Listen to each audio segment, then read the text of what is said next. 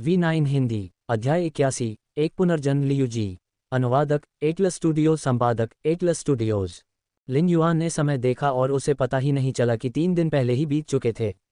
फे विकास के 3 पूरे दिनों के बाद लिन युआन अपनी आत्मा की क्षमता में उल्लेखनीय वृद्धि महसूस कर सकता था।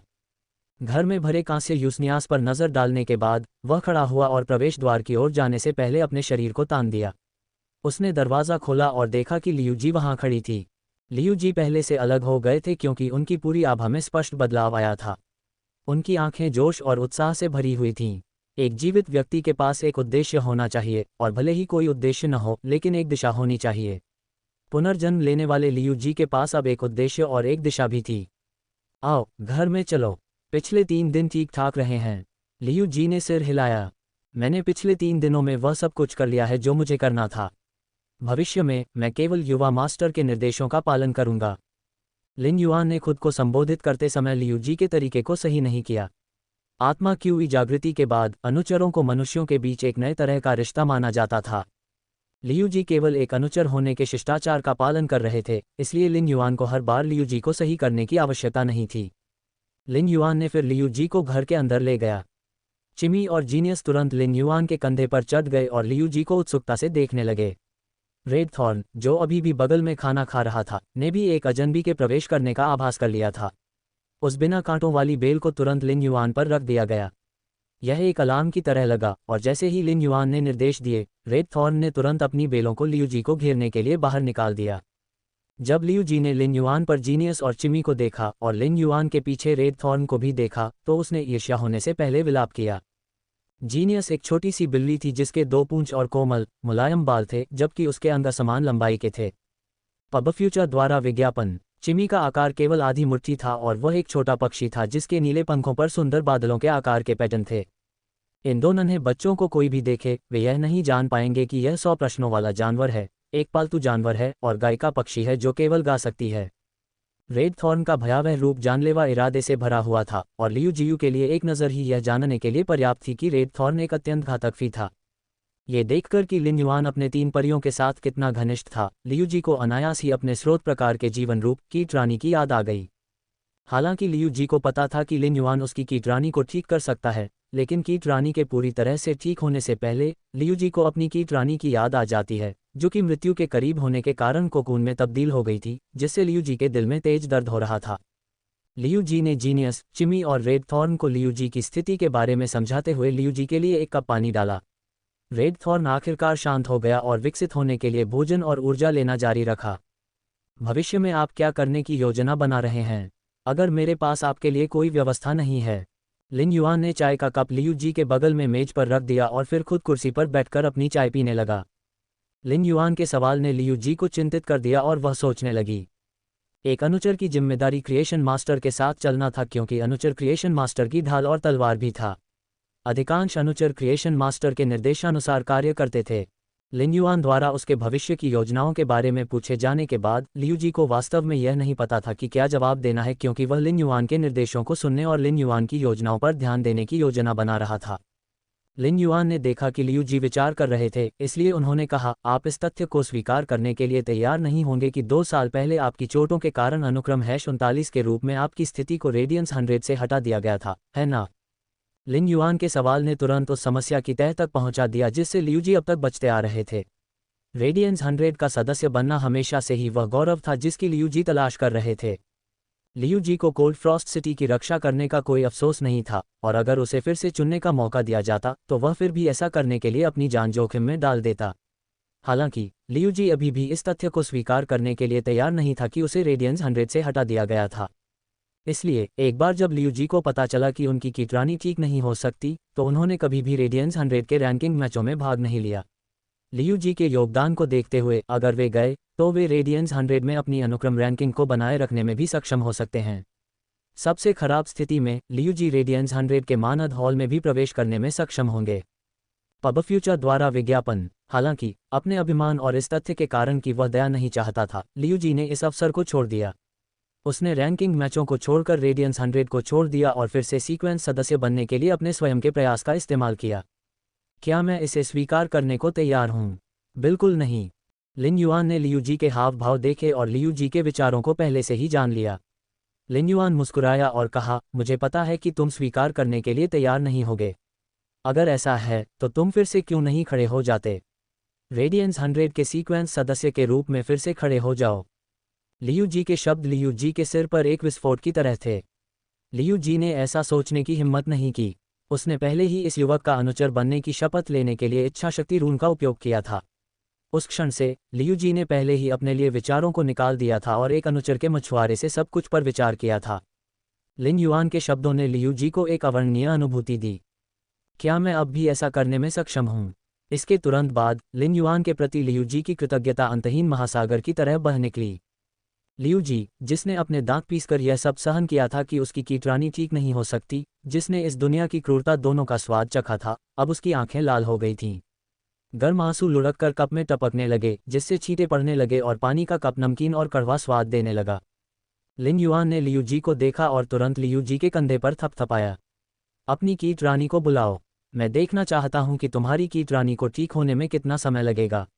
अगर यह काफ़ी तेज़ है तो तुम साल के अंत में रेडियंस 100 के रैंकिंग मैच में भी जगह बना सकती हो।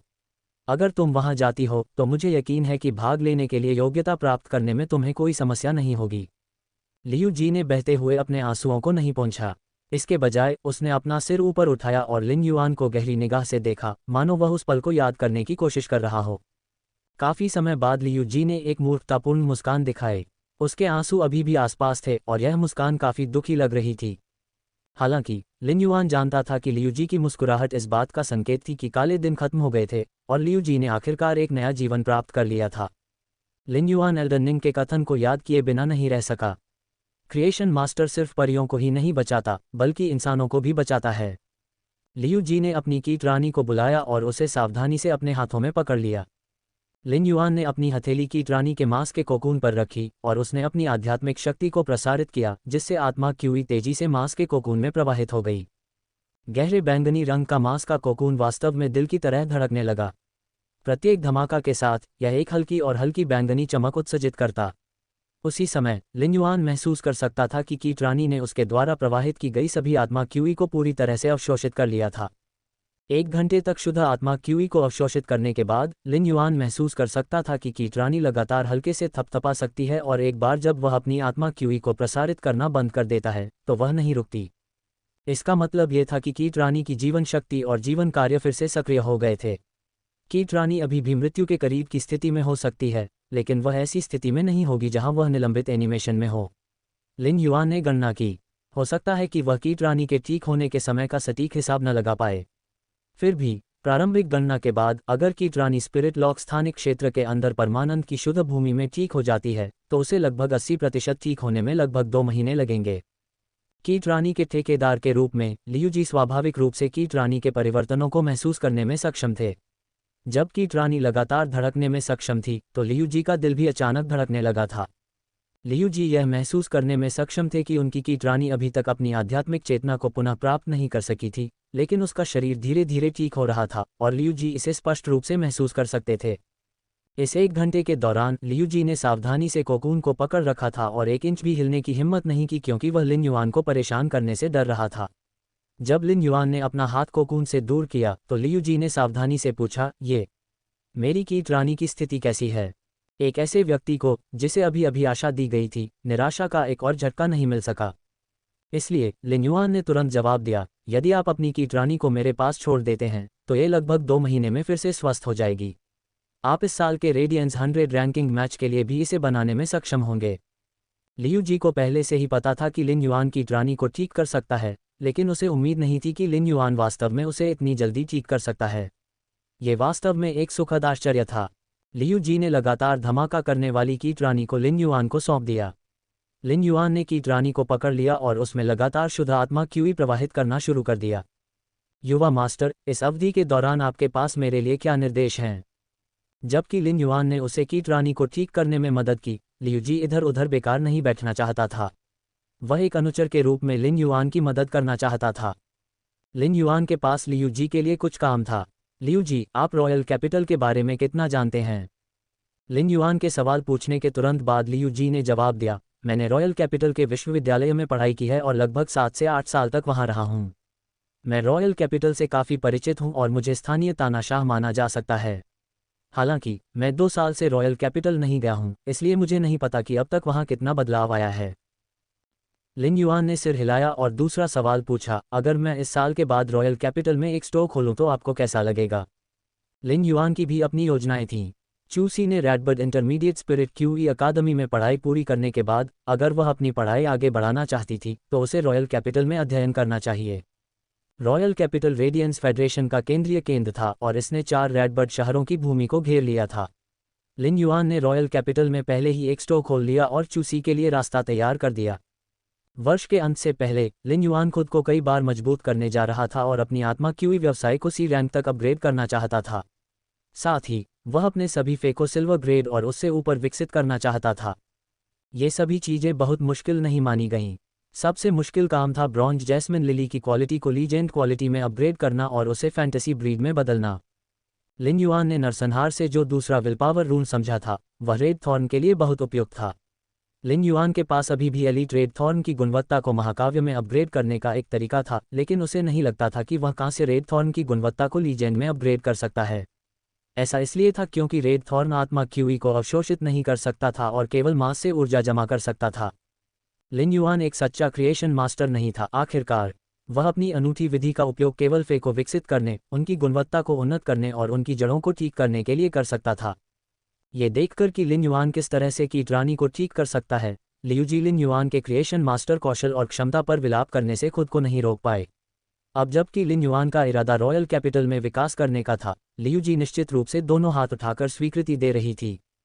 रॉयल कैपिटल एक ऐसी जगह थी जहां केवल सच्ची क्षमता वाले लोग ही खुद को स्थापित करने और दृढ़ रहने में सक्षम थे। वहां संसाधनों और अवसरों की संख्या कुछ ऐसी नहीं थी जिसकी तुलना रेडबर्ड सिटी से की जा सके। लिन युआन की प्रतिभा और क्षमता को देखते हुए यदि वह रॉयल कैपिटल में विकसित नहीं हुआ तो यह वास्तव में एक बर्बादी होगी। युवा मास्टर, मुझे लगता है कि अगर आप विकास करना चाहते हैं तो रॉयल कैपिटल की ओर जाना सबसे अच्छा है। रॉयल कैपिटल पहुंचने के बाद ही आपको एहसास होगा कि एक समृद्ध शहर और रॉयल कैपिटल के बीच का अंतर सिर्फ थोड़ा नहीं है। लिन युआन ने गहन चिंतन किया और महसूस किया कि लियूजी स्वाभाविक रूप से अपने ज्ञान और अनुभवों के साथ गलत नहीं होंगे। चूंकि लिन युआन के मन में पहले से ही विचार थे, इसलिए उसने तुरंत निर्णय लिया। वह इस छोटी सी दुकान को सील करने जा रहा था क्योंकि यह हमेशा के लिए उसका और चूसी का गर्म घर होगा। ये वह जगह भी थी जहां से उसने शुरुआत की थी। लिन युआन एक ऐसा व्यक्ति था जिसने अपने विचारों पर काम करने की हिम्मत की। उसने तुरंत लियूजी के खाते में 500 रेडियंस डॉलर ट्रांसफ़र कर दिए। लिन युआन की वर्तमान कमाई की गति पहले की तुलना में कहीं ज़्यादा थी, इसलिए लिन युआन खर्च करते समय पहले जितना मितव्ययी नहीं था। रॉयल कैपिटल जाओ और स्थिति का पता लगाने में मेरी मदद करो। स्टोर के लिए उपयुक्त जगह ढूंढो और अगर कोई अच्छी दुकान बिक रही हो तो सीधे मुझसे संपर्क करो। रॉयल कैपिटल में स्टोर की कीमतें रेडबर्ड सिटी की तुलना में कहीं ज़्यादा थीं। रॉयल कैपिटल में स्टोर खोलने के लिए अच्छी जगह ढूंढने के लिए कीमतें निश्चित रूप से ज़्यादा होंगी। लिन युआन को ऐसे शब्द कहने का आत्मविश्वास 5 फॉर्चून रांचेस की वजह से था जो जल्द ही फूटने वाले थे। उनकी संख्या लगभग 1000 थी। एक और कारण रेडबर्ड सिटी में ज़मीन का वह टुकड़ा था जो लिंग जियो ने उसे क्लास 2 क्रिएशन मास्टर बनने पर दिया था। ये कहने के बजाय कि उस ज़मीन के टुकड़े में एक स्टोर था, ये कहना बेहतर था कि यह एक जागीर थी जो 1800 वर्ग मीटर से ज़्यादा थी। लिन युआन ने ज़मीन चुनी थी और 2 दिन पहले ही ऑस्ट्रिच लॉजिस्टिक्स ने ज़मीन का दस्तावेज उसे सौंप दिया था। लिन युआन उस ज़मीन के टुकड़े के साथ कुछ भी करने के लिए स्वतंत्र था। अगर रॉयल कैपिटल में वाकई कोई उपयुक्त स्टोर था तो लिन युआन रेडबर्ड सिटी में जागीर बेच सकता था। इस तरह उसके पास रॉयल कैपिटल में स्टोर के लिए ज़रूरी शुरुआती जमा राशि होगी। कुछ समय बाद उसकी कमाई की गति कई गुना बढ़ जाएगी, खासकर जब वह सी रैंक स्पिरिट क्यूई पेशेवर के रूप में आगे बढ़ेगा।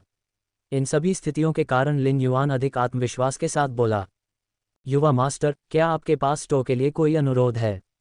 अगर इसमें बड़ी जगह हो तो बेहतर होगा। मेरी और कोई मांग नहीं है। लिन युआन का मानना था कि उनकी क्षमता और दुर्लभ परियों के बड़े पैमाने पर उत्पादन के साथ, भले ही वह शाही राजधानी में एकांत स्थान पर स्थित हों, इससे उनके विकास पर कोई असर नहीं पड़ेगा। लियूजी मूल रूप से लिन युआन के अनुरोध को नोट करने के लिए तैयार थे क्योंकि यह लिन युआन द्वारा उन्हें दिया गया पहला मिशन था, इसलिए वह विशेष रूप से गंभीर थे। हालांकि लियूजी को उम्मीद नहीं थी कि लिन युआन का केवल एक ही अनुरोध होगा। निर्देशों को स्वीकार करने के बाद लियूजी शाही राजधानी की ओर चल पड़े। लिन युआन ने कीट रानी को परमानंद की शुद्ध भूमि के अंदर रखा और फिर आत्मा पूल में बहुत सारे निम्न ऊर्जा अयस्कों को जोड़ा। पिछले कुछ दिनों में घटिया ऊर्जा अयस्कों की खपत की गति बहुत तेज थी, इसलिए लिन युआन को घटिया ऊर्जा अयस्कों का एक और बड़ा बैच खरीदना पड़ा। वे सभी स्पिरिट लॉक स्थानिक क्षेत्र के अंदर जमा हो गए और स्पिरिट पूल को आपूर्ति करने के लिए तैयार हो गए। हालांकि घटिया ऊर्जा अयस्कों के इस बैच को खरीदने के बाद लिन युआन के पास पहले से ही निम्न श्रेणी के ऊर्जा अयस्कों को खरीदने की योजना थी। मूल्य के संदर्भ में घटिया ऊर्जा अयस्क स्पिरिट पूल के लिए बेहतर थे, लेकिन लिन युआन को स्पिरिट पूल में ऊर्जा अयस्कों को जोड़ने में समय लगा। वर्तमान में लिन युआन अब पहले की तरह स्वतंत्र नहीं था। अलग अलग परिस्थितियों के लिए अलग अलग समाधानों की आवश्यकता होती है और निम्न श्रेणी के ऊर्जा अयस्क वास्तव में इस समय निम्न श्रेणी के ऊर्जा अयस्कों की तुलना में अधिक उपयुक्त थे। लिन युआन ने थकान या भूख की परवाह किए बिना 7 दिनों तक फे को बढ़ाना शुरू कर दिया। उसे लगा कि वह सी रैंक स्पिरिट क्यूई पेशेवर बनने से बस एक कदम दूर है। जैसे ही वह स्टार वेब में लॉग इन करने और सामान का एक और बैच ऑर्डर करने की योजना बना रहा था, उसने देखा कि उसे रेडबर्ड सिटी लॉर्डेस लिंग जियाओ से जानकारी मिली। लिन युआन ने अपनी भौहें उठाईं क्योंकि उसे नहीं पता था कि लिंग जियो उसे क्यों ढूंढ रहा था। रेडबर्ड सिटी की नगर स्वामिनी के रूप में ये कहना अतिशयोक्ति नहीं होगी कि लिंग जियाओ को दिन के हर मिनट का उपयोग करना पड़ता था। रेडबर्ड सिटी के सभी बड़े और छोटे मामलों में उसके ध्यान और निर्णयों की आवश्यकता होती थी। इससे पहले जब रेडबर्ड सिटी ने उसे इनाम जारी किया था तो लिंग जियाओ व्यक्तिगत रूप से प्रकट नहीं हुआ था। यह उसके अधीनस्थ अधिकारियों में से एक था। लिन युआन की राय में यह पहले से ही उसका बड़ा सम्मान था। लेकिन अब रेडबर्ड सिटी की स्वामिनी लिंग जियाओ वास्तव में व्यक्तिगत रूप से उसकी तलाश कर रही थी। लिंग जियाओ, लिन युआन, मैं रेडबर्ड सिटी की स्वामिनी लिंग जियाओ हूँ। 2 दिन बाद कोई आपको जिया क्षेत्र से ले जाएगा। तब तक कोई आपसे सीधे संपर्क करेगा। आपको लंबी दूरी की यात्रा की तैयारी करनी पड़ सकती है। जब लिन युआन को लिंग शियाओ का संदेश मिला तो उसने अपने हाथों से अपने मंदिरों को रगड़ा। संदेश बहुत अचानक आया और लिन युआन को यात्रा का उद्देश्य नहीं पता था। लिंग शियाओ ने जो संदेश भेजा उसमें कोई जानकारी नहीं थी। जब लिंग शियाओ ने यह संदेश भेजा तो यह एक पूछताछ कहने के बजाय एक अधिसूचना की तरह था। लिन युआन को एल्डन रिंग द्वारा पहले बताए गए लाभों की याद आई। अब तक उसे रेडबर्ड सिटी के भीतर एक स्टोर के साथ केवल एक जमीन का टुकड़ा मिला था। हालांकि एल्डन रिंग द्वारा बताए गए लाभों का निश्चित रूप से इस स्टोर और जमीन से कोई लेना देना नहीं था। दूसरे शब्दों में ये यात्रा शायद ऐसे लाभ के लिए हो सकती है जिससे एल्डन रिंग भी ईर्ष्या करेंगे। अगर ये लंबी दूरी की यात्रा थी तो लिन युआन के पास ज़्यादा तैयारी करने के लिए कुछ नहीं था। अगर कुछ तैयार करना था तो वह स्पिरिट लॉक स्थानिक क्षेत्र के भीतर ज़्यादा ऊर्जा अयस्कों को जमा करना था ताकि निरंतर आपूर्ति हो सके। इस प्रकार लिन युआन ने बड़ी बहन शिन से सीधे तौर पर 10,000 कैटी निम्न श्रेणी के ऊर्जा अयस्क और 10,000 कैटी मध्यम श्रेणी के ऊर्जा अयस्क खरीदे। निम्न श्रेणी के ऊर्जा अयस्कों में स्पिरिट क्यूई होती है जो निम्न श्रेणी के ऊर्जा अयस्कों की तुलना में 5 गुना अधिक सांद्रित होती है, जबकि मध्य श्रेणी के ऊर्जा अयस्कों में स्पिरिट क्यूई होती है जो निम्न श्रेणी के ऊर्जा अयस्कों की तुलना में 5 गुना अधिक सांद्रित होती है। निम्न श्रेणी और मध्यम श्रेणी के ऊर्जा अयस्कों के इस बैच को खरीदते समय कीमत वास्तव में अवर ऊर्जा अयस्कों की तुलना में बहुत अधिक थी। हालांकि ऐसे बुनियादी संसाधनों को खरीदते समय लिन युआन को बिल्कुल भी कोई बाधा महसूस नहीं हुई। स्पिरिट लॉक स्थानिक क्षेत्र में निम्न श्रेणी और मध्यम श्रेणी के ऊर्जा अयस्कों के 10,000 कैटी का परिवहन करते समय लिन युआन ने देखा कि तलवार सींग स्पीड एंटेलोप पहले से ही परमानंद की शुद्ध भूमि पर खड़ा था। लिन युआन जांच करने के लिए आगे बढ़ा और पाया कि इस अवधि के दौरान तलवार सींग वाले तेज मृग की चोटें पहले ही ठीक हो चुकी थीं। जब तलवार सींग वाले तेज मृग ने लिन युआन को आते देखा तो वह तुरंत दौड़कर लिन युआन के सामने रुक गया। उसने लिन युआन की उंगलियों को चाटने के लिए अपनी जीभ बाहर निकाली। यह इस बात का संकेत था कि वह लिन युआन को उसके गंभीर रूप से घायल होने से बचाने के लिए धन्यवाद दे रहा था। लिन युआन ने फिर कुछ कांस्य यूसनेया बैलें लीं और उन्हें तलवार सींग वाले तेज मृग को खिला दिया। ठीक होने के बाद तलवार सींग वाले तेज मृग ने कांस्य यूसनेया बेलों की पत्तियां खाईं। आखिरकार उसकी भूख फिर से लौट आई थी। लिन युआन ने स्वॉर्डहॉर्न स्पीड एंटेलोप को खाते हुए देखा। स्वॉर्डहॉर्न स्पीड एंटेलोप जब घायल हुआ था तब वह पहले से ही सिल्वर एक्स एलीट फे था और वह गोल्ड ग्रेड तक पहुंचने से बस एक कदम दूर था। इसके अलावा लिन युआन को लगा कि उसके डी रैंक स्पिरिट क्यूई पेशेवर के शरीर में उसकी स्पिरिट क्यूई सांद्रता पहले से ही पूरी क्षमता तक पहुंच चुकी थी। उसके शरीर के भीतर धुंधली स्पिरिट क्यूई को ऐसा लगा जैसे वह किसी भी क्षण तरल स्पिरिट क्यूई में बदल सकती है। इससे पहले जब लिन युआन को D rank spirit QE professional में पदोन्नत किया गया था तो उसके शरीर में मिस्टी स्पिरिट क्यूई की मात्रा केवल एक लकीर थी। अभी उसका शरीर स्पिरिट क्यूई से भरा हुआ था जो पूरी तरह से मिस्टी स्पिरिट क्यूई में बदल गया था। जब धुंधली आत्मा क्यूई टकराती है और तरल रूप में संघनित होने वाली होती है तो ये फिर से बिखर जाती है। लिन युआन जानता था कि उसे एक अवसर की आवश्यकता है। यदि वह इस अवरोध को तोड़ने के लिए कांस्य युस्त्र्यास को विकसित करना जारी रखना चाहता है तो यह एक पत्थर को भेदने के लिए टपकने वाले पानी के समान होगा। यदि वह इस silver sword horn speed antelope को गोल्ड ग्रेड में विकसित करने में सक्षम था तो यह एक केंद्रित धार के समान होगा जिससे लिन युआन इस बाधा को पार कर सकेगा। लिन युआन ने अपना हाथ स्वॉर्ड हॉर्न स्पीड एंटीलोप पर रखा जो पहले से ही अपना पूरा खा चुका था, और उसने अपनी आध्यात्मिक शक्ति को पूरी ताकत से प्रसारित किया। उसने स्पिरिट लॉक स्थानिक क्षेत्र के भीतर स्पिरिट क्यूई का उपयोग किया जो बाहरी दुनिया की तुलना में कई गुना अधिक केंद्रित था ताकि स्वॉर्ड हॉर्न स्पीड एंटीलोप को बढ़ाया जा सके। लिन युआन को यह निश्चित नहीं था कि सिल्वरफे को गोल्ड ग्रेड में विकसित करने में कितना समय लगेगा, लेकिन लिंग जियाओ के साथ 2 दिन बाद होने वाली मुलाकात में देरी न हो इसके लिए लिन युआन ने अलार्म सेट कर दिया। यह अज्ञात था कि लिन युआन ने हजारों बार आत्मा क्यूई को परिवर्तित और चैनल करने में कितना समय बिताया। अंततः इसने अधिक दृढ़ संकल्प और आत्मा के साथ तलवार सींग स्पीड एंटीलोप के भीतर अवरोधक परत को तोड़ दिया। जिस क्षण अवरोध टूट गया, स्वॉर्ड हॉर्न स्पीड एंटीलोप का शरीर एक शानदार सुनहरे रंग की चमक से चमक उठा। उस समय स्वॉर्ड हॉर्न स्पीड एंटीलोप जीवन बदलने वाले कायापलट से गुजर रहा था। ये सिल्वर एक्स से गोल्ड की ओर बढ़ रहा था। कायापलट के दौरान स्वॉर्ड हॉर्न स्पीड एंटीलोप के सींग सबसे पहले रूपांतरित हुए। स्वॉर्ड हॉर्न स्पीड एंटीलोप के तलवार के सींग एक तीखी तलवार की तरह सीधे थे, लेकिन अब इसके सीधे सींग बढ़ते नहीं रहे। इसके बजाय वे वास्तव में सिकुड़ रहे थे और घुमावदार सींगों में बदल रहे थे। स्वॉर्ड हॉर्न स्पीड एंटीलोप के शरीर का आकार कुछ ही पल में सिकुड़कर मूल आकार का सिर्फ 1/3 रह गया। इसके कॉफी रंग के फर का रंग भी लगातार हल्का होता जा रहा था और अंत में ये खाकी और दूधिया रंग की ओर बढ़ रहा था। जब मूल रूप से फुर्तीला स्वॉर्ड हॉर्न स्पीड एंटीलोप स्वर्ण ग्रेड तक पहुंच गया तो उसमें पूरी तरह से आध्यात्मिक परिवर्तन हुआ। अब वह एक छोटा प्यारा जीवन रूप था। सिकुड़ने के बाद स्वॉर्ड हॉर्न स्पीड एंटीलोप के पैर पतले और लंबे हो गए। वे शक्ति से भरे हुए थे और इसने शरीर को एक सुव्यवस्थित आकार और अधिक विस्फोटक शक्ति दी जिससे यह और भी अधिक फुर्तीला हो गया। स्वॉर्ड हॉर्न स्पीड एंटीलोप न केवल अपनी तलवार के सींगों से दुश्मनों को कुचलने की अपनी बुनियादी क्षमता का उपयोग करने में सक्षम था, बल्कि यह तलवार के सींगों का उपयोग हवा में चीरने के लिए भी कर सकता था, जिससे हवा में ब्लेड बन सकते थे जो दूर से दुश्मनों पर हमला कर सकते थे। स्वॉर्ड हॉर्न स्पीड एंटीलोप की फुर्तीली हरकतों के साथ यह आसानी से एक लंबी दूरी के हत्यारे की भूमिका निभा सकता था। लिन युआन ने gold sword horn speed antelope की जांच करने के लिए ट्रू डेटा का इस्तेमाल किया। उसके सामने मौजूद इस प्यारे से छोटे एंटीलोप का गोल्ड ग्रेड तक पहुंचने के बाद पहले से ही एक अलग नाम था। इसे अब स्वॉर्ड हॉर्न स्पीड एंटीलोप नहीं कहा जाता था। फे नाम हवा की गति तेज मृग। फे प्रजाति आर्टियोडेक्टाइला वंश मृग प्रजाति। फे ग्रेड स्वर्ण 1/10। फे प्रकार हवा। फे क्वालिटी एलीट। क्षमताएं हॉर्न स्मैश दुश्मन को कुचलने के लिए सिर पर सींग का उपयोग करना। हॉर्न ब्लेड हवा को चीरने और हवा में ब्लेड बनाने के लिए तीखे सींगों का उपयोग करना जिससे दूर से दुश्मनों पर हमला किया जा सके और उन्हें काटा जा सके। पवन संरक्षण पवन ऊर्जा शरीर की सतह के चारों ओर तैरती है जिससे वायु बलढाल की एक परत बन जाती है। तलवार हमला तूफान एक तूफान को बुलाता है जो एक बड़े क्षेत्र को कवर करता है, एक बड़ा व्यापक हमला करता है। तूफान हवाई तलवारों से भरा हुआ है जो धातु की प्लेटों को काट सकता है। विशिष्ट कौशल फुर्तीला पवन हवा को नियंत्रित करते समय यह हवा के प्रवाह को बढ़ा सकता है और पवन प्रकार की क्षमताओं की गति को बढ़ा सकता है। Wind speed rapid antelope sword horn speed antelope के लिए एक असामान्य विकास पथ था। इसने अपनी नज़दीकी लड़ाई क्षमताओं को छोड़ दिया और एक हिंसक जादूगर में बदल गया। ये सोने की क्षमता तलवार स्ट्राइक तूफान को देखकर ही स्पष्ट हो गया था। पवन गति रैपिड एंटीलोप आध्यात्मिक शक्ति को प्रसारित कर सकता है ताकि एक विशाल क्षेत्र को कवर करने वाला तूफान बुलाया जा सके जो व्यापक हमला कर सके। तूफान में हवा में तलवारें भी थीं जो धातु की प्लेटों को काट सकती थीं। इसे एक अत्यंत हिंसक बहुलक्ष्य क्षमता माना जाता था। स्वॉर्ड हॉर्न स्पीड एंटीलोप की मूल क्षमता के अलावा अन्य सभी क्षमताएं विंड स्पीड रैपिड एंटीलोप के लिए एक आदर्श संयोजन थीं।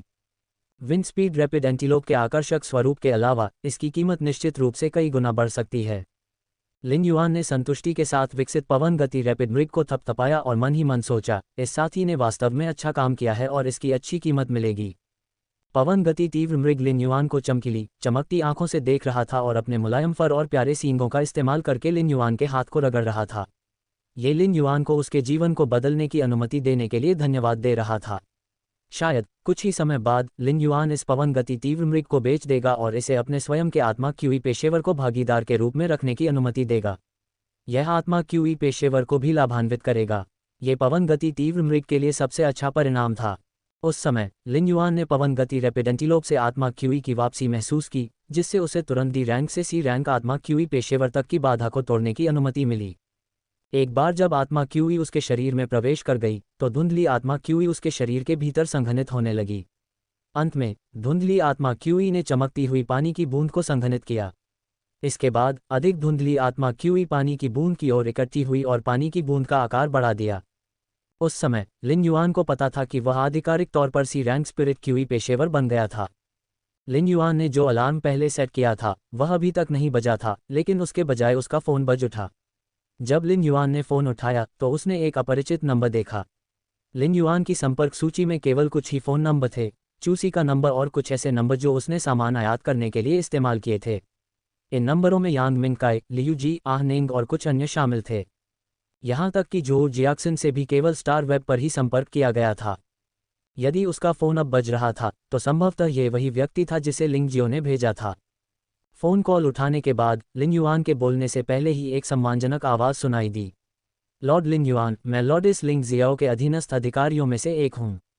मेरा नाम लिंग वू है और मैं अभी जिया क्षेत्र के गवर्नर निवास पर आपके आगमन की प्रतीक्षा कर रहा हूँ। लिन युआन ने कभी नहीं सोचा था कि कोई उसे लॉर्ड कहकर संबोधित करेगा। क्लास 2 क्रिएशन मास्टर के रूप में लिन युआन की स्थिति के अनुसार उसे लॉर्ड कहकर पुकारा जाना ठीक था, लेकिन ये दूसरे पक्ष पर निर्भर करता था। अगर कोई लिन युआन की मदद की तलाश में था या कोई आत्मा क्यूई पेशेवर था तो लिन युआन को स्वामी कहकर संबोधित करना बहुत सामान्य बात थी। हालांकि लिंग वू शहर की स्वामिनी लिंग शियाओ का अधीनस्थ अधिकारी था और लिंग वू द्वारा उसे स्वामी कहकर संबोधित करने पर लिन युआन को आश्चर्य हुआ। लिन युआन के पास पैक करने के लिए बहुत ज़्यादा सामान नहीं था और स्पिरिट लॉक स्थानिक क्षेत्र में पहले से ही ऊर्जा अयस्कों का पर्याप्त भंडार था। ब्लू फ्लैश बटरफ्लाई का कोकून भी स्पिरिट लॉक स्थानिक क्षेत्र के भीतर एक टेबल पर रखा गया था और लिन युआन बस इसके फूटने का इंतजार कर रहा था। लिन युआन ने अनुमान लगाया कि अगले 2 दिनों में अंडे फूट जाएंगे। दरअसल हाल के समय में लिन युआन ने कभी भी ब्लू फ्लैश बटरफ्लाई की हैचिंग प्रक्रिया में मदद करने के लिए तितली के कोकून में कोई स्पिरिट क्यूई नहीं डाली। इसका एक कारण था ब्लू फ्लैश बटरफ्लाई का हैचिंग प्रकृति का काम था। अगर लिन युआन इस प्रक्रिया को तेज कर देता तो ऐसा लगता कि वह प्रकृति के दिव्य कार्य को एक हद तक बदलने की कोशिश कर रहा था। ब्लू फ्लैश बटरफ्लाई पहले भी अंडे से निकल सकती थी, लेकिन प्राकृतिक अंडे से निकलने की तुलना में इसकी जीवन शक्ति और विकास क्षमता में भारी गिरावट आएगी। इस प्रकार भले ही लिन युआन ब्लू फ्लैश बटरफ्लाई को मोबियस के कांस्य स्पिरिट लॉक्ड फे में बदलने की जल्दी में था, फिर भी लिन युआन ने धैर्यपूर्वक प्रतीक्षा की। क्रिएशन मास्टर्स फे को विकसित करने और उनकी गुणवत्ता को उन्नत करने में सक्षम हो सकते हैं, और कुछ पहलुओं में क्रिएशन मास्टर्स सर्वशक्तिमान देवताओं की तरह ही थे। हालांकि जब फे रूपांतरित हो रहे थे, अगर क्रिएशन मास्टर ने हस्तक्षेप किया तो ये केवल उक्त जीवित प्राणी की विकास क्षमता को नुकसान पहुंचाएगा। चूंकि पैक करने के लिए कुछ भी नहीं था, लिन युआन ने जवाब दिया, लॉर्डिस लिंग जियाओ का संदेश प्राप्त करने के बाद मैंने पहले ही पैकिंग पूरी कर ली है। मैं अब गवर्नर निवास की ओर जाऊंगा।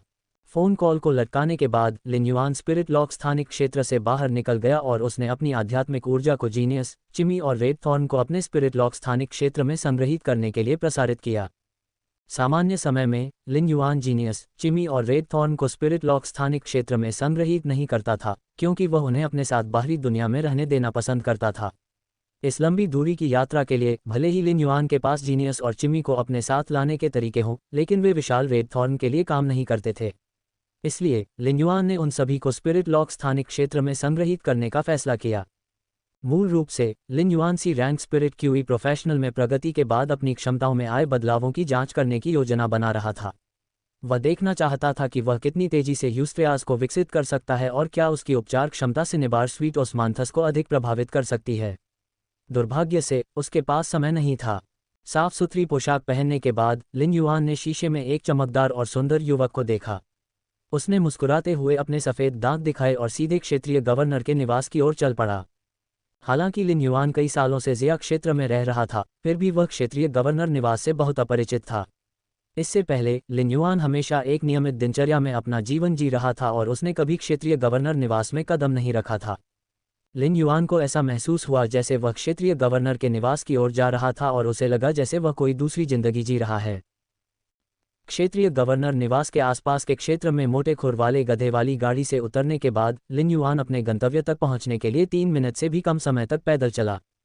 क्षेत्रीय गवर्नर निवास के प्रवेश द्वार पर बहुत से लोग थे और बीच में एक सांवला सा आदमी था जो समूह से घिरा हुआ था। लिन युआन ने वास्तव में समूह के कुछ व्यक्तियों को पहचाना। जिया क्षेत्र के नागरिक के रूप में लिन युआन स्वाभाविक रूप से जानता था कि क्षेत्र का गवर्नर कैसा दिखता है, और वह कोई और नहीं बल्कि उस सांवले आदमी के बगल में खड़ा आदमी था। क्षेत्र के गवर्नर के बगल में खड़े अन्य व्यक्ति वे लोग थे जिनसे लिन युआन पहले भी मिल चुका था। उसे अपनी छोटी सी परिकथा शुरू करने से पहले उनसे बात करनी थी।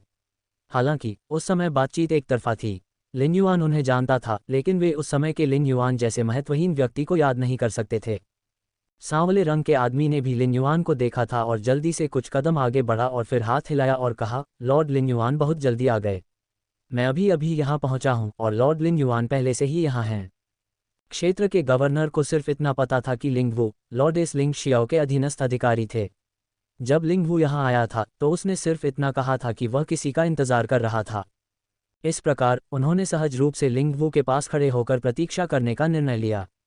उन्हें इस बात की उम्मीद नहीं थी कि लिंगवू नामक व्यक्ति किसी युवा का इंतजार कर रहा था। इससे भी अधिक अविश्वसनीय बात यह थी कि लिंगवू ने इस युवा को भगवान कहकर संबोधित किया था। फिर भी जब सभी ने लिन युआन की छाती पर क्लास 2 क्रिएशन मास्टर का चिन्ह देखा तो वे तुरंत समझ गए। इतनी कम उम्र में क्लास 2 क्रिएशन मास्टर बनने का मतलब था कि युवा की पृष्ठभूमि प्रभावशाली थी। कुछ पारंपरिक अभिवादन के बाद लिंगवू ने अपने प्लेटिनम फे स्कारलेट फेदर फायर ईगल को बुलाया। फिर उसने लिन युआन को फे पर बैठने के लिए कहा।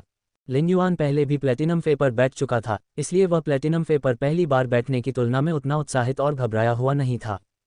ये लाल पंख वाला अग्नि ईगल एक दुर्जय शक्ति आक्रामक प्रकार का परी था, और जब ये पंख फड़फड़ाता था तो इसके पंखों से आग निकलती थी। प्लेटिनम फे ने लिन युआन को बहुत तेज गति से रेडबर्ड सिटी तक पहुंचाया। स्कारलेट फेदर फायर ईगल की पीठ पर बैठे हुए लिंगवू लगातार लिन युआन के साथ बातचीत करता रहा और काफ़ी दोस्ताना व्यवहार करता हुआ दिखाई दिया। लिन युआन समझ गया कि जब सिटी लॉर्डेस लिंग जियाओ ने लिंगवू को उसे लाने के लिए भेजा था तो यह वास्तव में उसके रवैये का प्रदर्शन था। वह लिन युआन को अकेले रेडबर्ड सिटी की यात्रा करने के लिए कह सकती थी, लेकिन इसके बजाय उसने अपने अधीनस्थ को उसे लाने के लिए कहा था।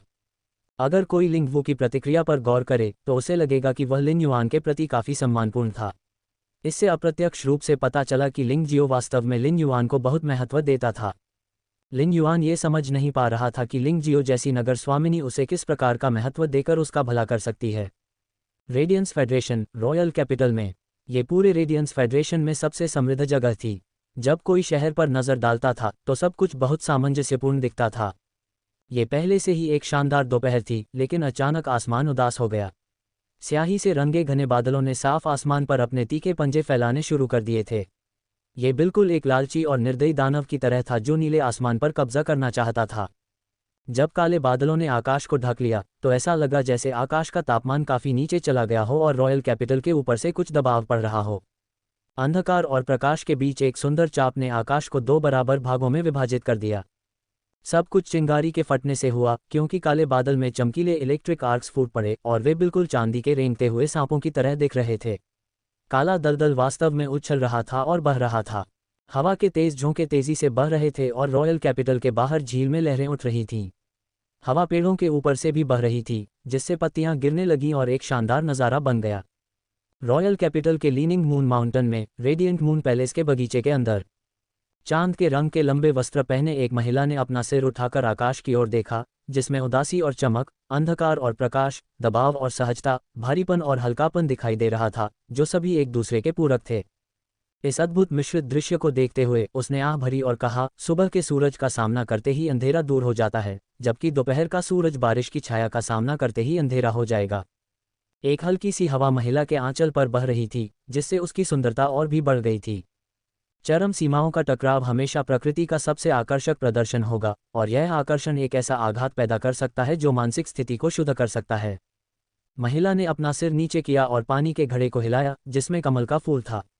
कमल का फूल ऐसा लग रहा था मानो आध्यात्मिक हो, और जब महिला पानी से खेल रही थी तो उसमें से खुशबू निकल रही थी। तभी एक ठंडी औरत की आवाज़ महिला के बगल में गूंजी, चंद्र महारानी, इस सूर्यास्त जेड लीफ लोड्स को आपने इस बगीचे में 2 साल से ज्यादा समय तक पाला है और अब ये हीरे के स्तर का हो गया है। चंद्र महारानी ने अपना सिर नीचे किया, एक एम्बर बोतल उठाई और सनसेट जेड लीफ लोड्स बोतल के अंदर तरल पदार्थ छिड़का। सनसेट जेड लीफ लोड्स बहुरंगी सूर्यास्त प्रकाश से चमक उठा, मानो एम्बर बोतल से निकलने वाली सुगंधित धुंध को संजो कर रखा हो। ये सनसेट जेड लीफ लोड्स शायद पहले ही डायमंड ग्रेड तक पहुंच चुका है, लेकिन डायमंड ग्रेड क्षमता एक सहायक प्रकार की क्षमता नहीं है। यह एक आक्रामक प्रकार की क्षमता है। चंद्रमा महारानी की आवाज़ थोड़ी अफसोसजनक लग रही थी क्योंकि उसने बर्फीली ठंडी आवाज़ में महिला को जवाब दिया था। शीत चंद्रमा एक, इस सूर्यास्त जेड पत्ती कमल को लाओ और इसे महल के पीछे कमल के तालाब में रख दो। अगर इसे इस बगीचे में रखा जाए तो ये कमल की खुशबू और सूर्यास्त के रंगों की बर्बादी होगी। कोल्ड मून ने सिर हिलाया और कदमों की आवाज़ गूंजी। जैसे जैसे कदम करीब आ रहे थे, एक सौम्य पुरुष की आवाज़ गूंजी। मून एम्प्रेस, मैंने आपको जो जानकारी पहले दी थी वह उस युवा प्रतिभा की है जिसने लिंगजियाओ के रेडबर्ड सिटी में क्लास 2 क्रिएशन मास्टर परीक्षा तुरंत पास कर ली थी। मैंने पहले ही पुष्टि कर दी है कि उसकी तीनों lifestyle class spirit Q occupation परीक्षाओं में पूरे अंक मिले थे। एल्डन निंग ने प्रश्न निर्धारित किए थे और कहा जाता है कि वे लाइफस्टाइल क्लास एसोसिएशन की तुलना में बहुत चालाक थे। उस आदमी की आवाज़ सुनकर चंद्र महारानी ने अपना सिर ऊपर उठाया और उनकी आंखें चमकीली रोशनी से भर गईं। 18 साल की उम्र में क्लास 2 क्रिएशन मास्टर की परीक्षा पूरी की। इसके अलावा उसे वास्तव में तीनों lifestyle class spirit Q occupation परीक्षाओं में पूरे अंक मिले। वह वास्तव में यंग प्रोडिजी के रूप में अपने खिताब के योग्य है। आदमी की कोमल आवाज़ जारी रही। चंद्र महारानी, मैंने पहले ही लिंगजियाओ को उस युवा प्रतिभाशाली को लाने के लिए सूचित कर दिया है। तुमने अच्छा किया, मिस्टिक मून। जैसे ही चंद्र महारानी ने अपनी बात समाप्त की, बगीचे के अंदर शोर मचाने वाली हवा अचानक बंद हो गई और हवा बंद हो गई। यह अज्ञात था कि यह संयोगवश रुकी थी या शब्दों ने हवा को रोक दिया था। रहस्यवादी चंद्रमा ने जल्दी से सिर झुकाया। ये ऐसी चीजें हैं जो मुझे करनी चाहिए। एक और बात है, रॉयल कैपिटल के क्रिएशन मास्टर एसोसिएशन ने सुना है कि चंद्र महारानी एक शिष्य को स्वीकार करने का इरादा रखती हैं। उन्होंने युवा क्रिएशन मास्टर्स में से नंबर 1 प्रतिभाशाली क्रिएशन मास्टर ट्रिब्यूनल सन को चुना और भेजा है। इससे पहले कि चंद्र महारानी कुछ बोल पाती, कोल्ड मून की ठंडी आवाज़ पहले गूंजी। क्रिएशन मास्टर ट्रिब्यूनल सन, एक युवा क्रिएशन मास्टर के पास वास्तव में कोई उपाधि होती है? क्या वह कम उम्र में क्लास 4 क्रिएशन मास्टर हो सकता है? मिस्टिक मून ने कोल्ड मून को देखा और हल्के से हंसते हुए कोमल स्वर में उत्तर दिया, कोई भी व्यक्ति चाहे कितना भी प्रतिभाशाली क्यों न हो, क्लास 4 क्रिएशन मास्टर्स ऐसी चीज़ नहीं है जिस तक युवा पीढ़ी पहुंच सके। ये ट्रिब्यूनल सन केवल क्लास 2 क्रिएशन मास्टर है, लेकिन मैंने सुना है कि वह पहले से ही क्लास 3 में प्रगति करने के लिए योग्य है। ट्रिब्यूनल सन एक उपाधि है जो क्रिएशन मास्टर एसोसिएशन के 3 उपाध्यक्षों द्वारा दी जाती है। वह अब 24 साल का है। कोल्ड मून का चेहरा नहीं बदला और उसकी आवाज़ अभी भी उतनी ही ठंडी थी। ट्रिब्यूनल सन, स्वर्ग ने सूर्य के प्रकाश की श्रद्धांजलि अर्पित की है। यह उपाधि वास्तव में राजसी है। क्या ट्रिब्यूनल सन पूरे रेडियंस फेडरेशन पर शासन करने जा रहा है? चंद्र महारानी ने हंसते हुए कहा, शीत चंद्र, तुम ऐसी बातें कैसे कह सकते हो? लेकिन ऐसा लगता है कि क्रिएशन मास्टर ट्रिब्यूनल सन को क्रिएशन मास्टर एसोसिएशन द्वारा सावधानीपूर्वक पोषित किया गया होगा। चंद्र महारानी के शब्दों को सुनने के बाद कोल्ड मून ने अपने होठों को सिकुड़ते हुए कहा, ये जानने के बाद कि चंद्र महारानी एक शिष्य को स्वीकार करना चाहती हैं, क्रिएशन मास्टर एसोसिएशन ने पहले ही 7 या 8 व्यक्तियों को भेज दिया है। अगर यह ट्रिब्यूनल सन वास्तव में असाधारण है तो उन्होंने उसे पहले क्यों नहीं भेजा? उसके पास अब एक उपाधि भी है।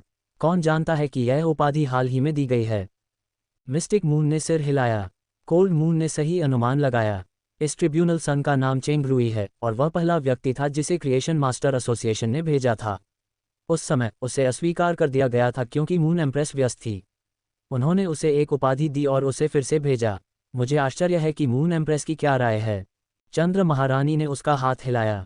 इसे भूल जाओ, चूंकि क्रिएशन मास्टर एसोसिएशन उसे दूसरी बार भेज रहा है, इसलिए इस महारानी के लिए फिर से अस्वीकार करना अच्छा नहीं होगा। जब वह युवा प्रतिभाशाली व्यक्ति आए तो क्रिएशन मास्टर एसोसिएशन से उस शीर्षक ट्रिब्यूनल सन को भी साथ भेजने के लिए कहें। मिस्टिक मून ने स्वीकार किया। हाँ, मून एम्प्रेस। लेकिन साथ ही रॉयल कैपिटल के एडवांस्ड स्पिरिट क्यू यूनिवर्सिटी के क्रिएशन मास्टर अकादमी के डीन वांग ने भी किसी की सिफारिश की है। ये व्यक्ति सिर्फ क्रिएशन मास्टर नहीं है, वह रेडियंस 100 का सीक्वेंस #3 भी है। उसका शीर्षक ओवरफ्लोइंग सी है। चंद्र महारानी ने उत्तर दिया, तो उसे साथ में भेजो। युवा प्रतिभा को उन लोगों की ताकत देखने दो जो युवा पीढ़ी के शीर्ष पर खड़े हैं। चंद्रमा महारानी का कथन सुनने के बाद कोल्ड मून की ठंडी आवाज़ अचानक आश्चर्य से भर गई। चंद्रमा महारानी द्वारा युवा प्रतिभा के लिए इतना विचार करने के बाद क्या चंद्रमा महारानी उसे तुरंत अपना शिष्य स्वीकार कर लेंगी? क्या इसका मतलब यह है कि मिस्टिक मून और मेरे पास एक युवा स्वामी होगा?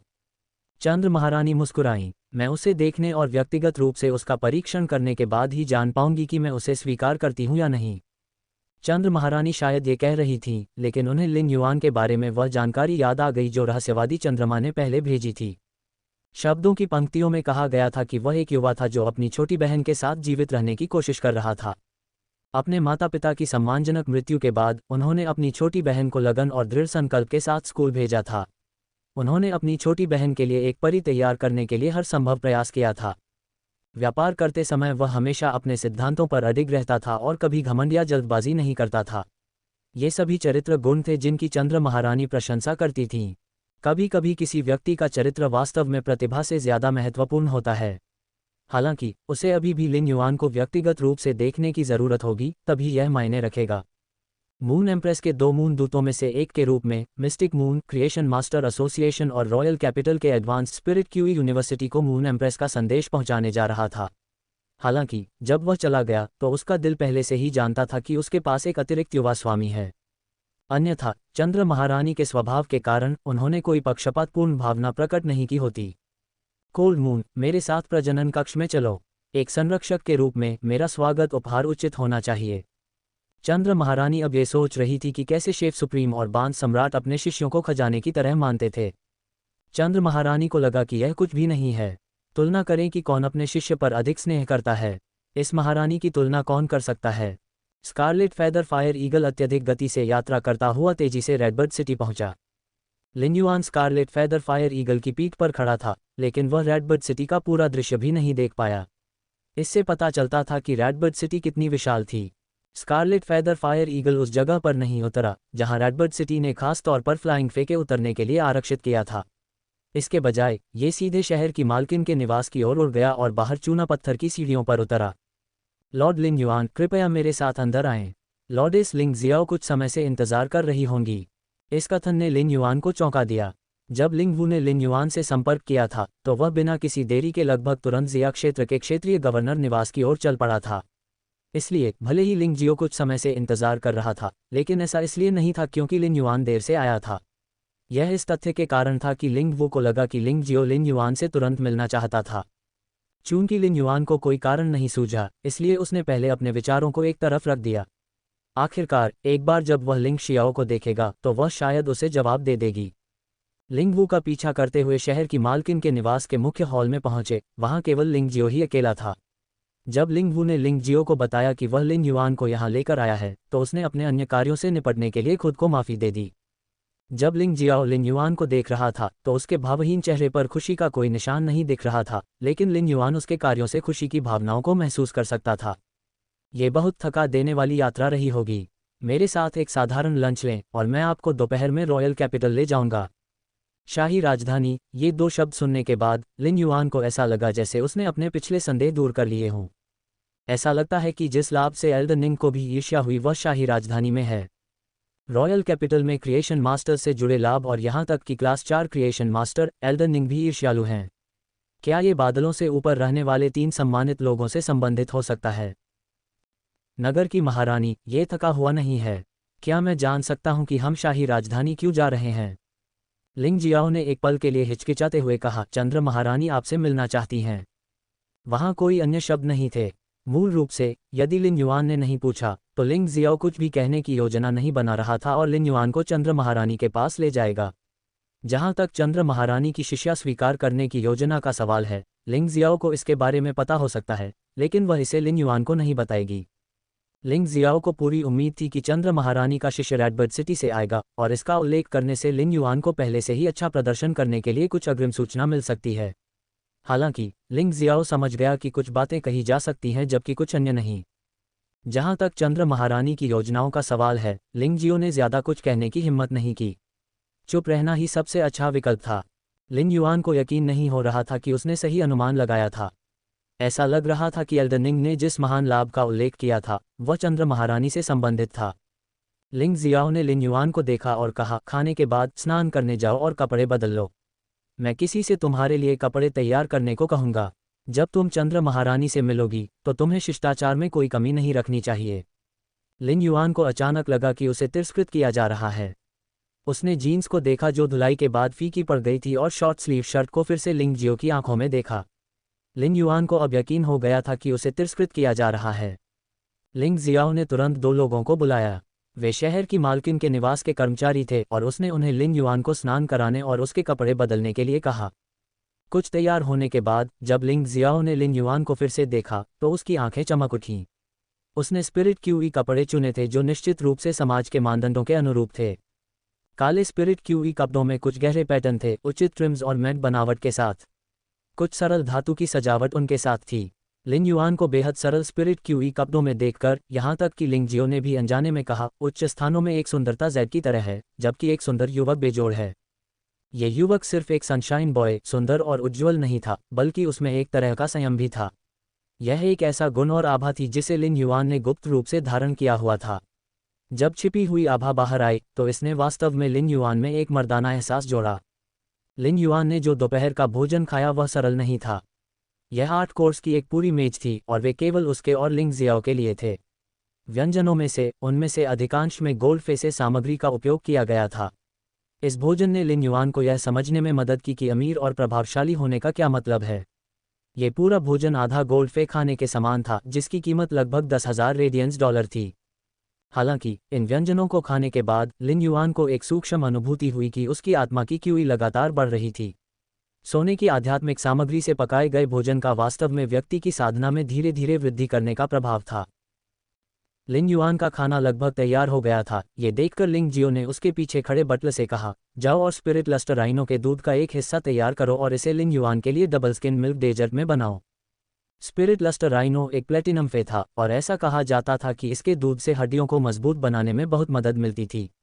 ये सोचना गलत है कि वे वास्तव में इसका इस्तेमाल डबल स्किन मिल्क डेजर्ट बनाने के लिए करते होंगे। इस भोजन को खाने के बाद लिन युआन को समझ में आया कि किसी की साधना वास्तव में एक बर्फ के गोले को लुढ़काने के समान ही है। एक छोटे से बर्फ के गोले को एक बड़े बर्फ के गोले में बदलना बहुत ही कठिन था। अगर कोई बीच में बहुत अधिक ताकत लगाता तो बर्फ का गोला बिखर जाता। हालांकि जब छोटा स्नोबॉल बड़ा स्नोबॉल बन जाता है तो चाहे उसे ज़मीन पर कैसे भी लुढ़काया जाए, इस बात की चिंता करने की ज़रूरत नहीं होती कि वह बिखर जाएगा। लेकिन स्नोबॉल के आकार को बड़ा होते हुए महसूस करना मुश्किल होगा। इसलिए स्नोबॉल को बड़ा बनाने के लिए किसी भी बर्फ को छोड़ना नहीं चाहिए और उन सभी को स्नोबॉल में मिला देना चाहिए। यही कारण है कि उच्च श्रेणी के स्पिरिट क्यूई पेशेवर अपनी साधना का समर्थन करने के लिए खाद्य पोषण का उपयोग करते हैं। अपनी आत्मा क्यूई और हड्डियों में परिवर्तन महसूस करने पर लिन युआन ये सोचने से खुद को रोक नहीं पाया कि वह अभी भी कांस्य आध्यात्मिक सामग्री से बने भोजन का खर्च उठा सकता है। वास्तव में वह कभी कभी चांदी की आध्यात्मिक सामग्री से बने भोजन का खर्च भी उठा सकता था। क्या मुझे चूसी और अपने आप को कुछ ऐसा भोजन देना चाहिए जो इन आध्यात्मिक सामग्रियों से बना हो? भोजन के बाद लिंग जियो ने अपनी हवाई परी को बुलाया। लिन युआन इस आत्मा घोड़े को देख रहा था जो पूरी तरह से सफ़ेद था और उसके सींग नीले जैद जैसे थे। इसके पास विशाल सफ़ेद पंखों की एक जोड़ी भी थी जिस पर नीले रत्नों के धब्बे थे। ये सुंदर और आकर्षक था। ट्रू डेटा का उपयोग करते समय लिन युआन को अंततः पता चला कि यह सुंदर घोड़ा वास्तव में एक डायमंड फैंटेसी नस्ल ब्लू जेड पेगासस था। लिंग जियो के साथ ब्लू जेड पेगासस की पीठ पर सवार होने के बाद लिन युआन ने कभी उम्मीद नहीं की थी कि एक दिन ऐसा आएगा जब वह वास्तव में एक फैंटेसी ब्रीड पर सवारी कर सकेगा। ब्लू जेड पेगासस ने अपने पंख फड़फड़ाए और आसमान में उड़ गया।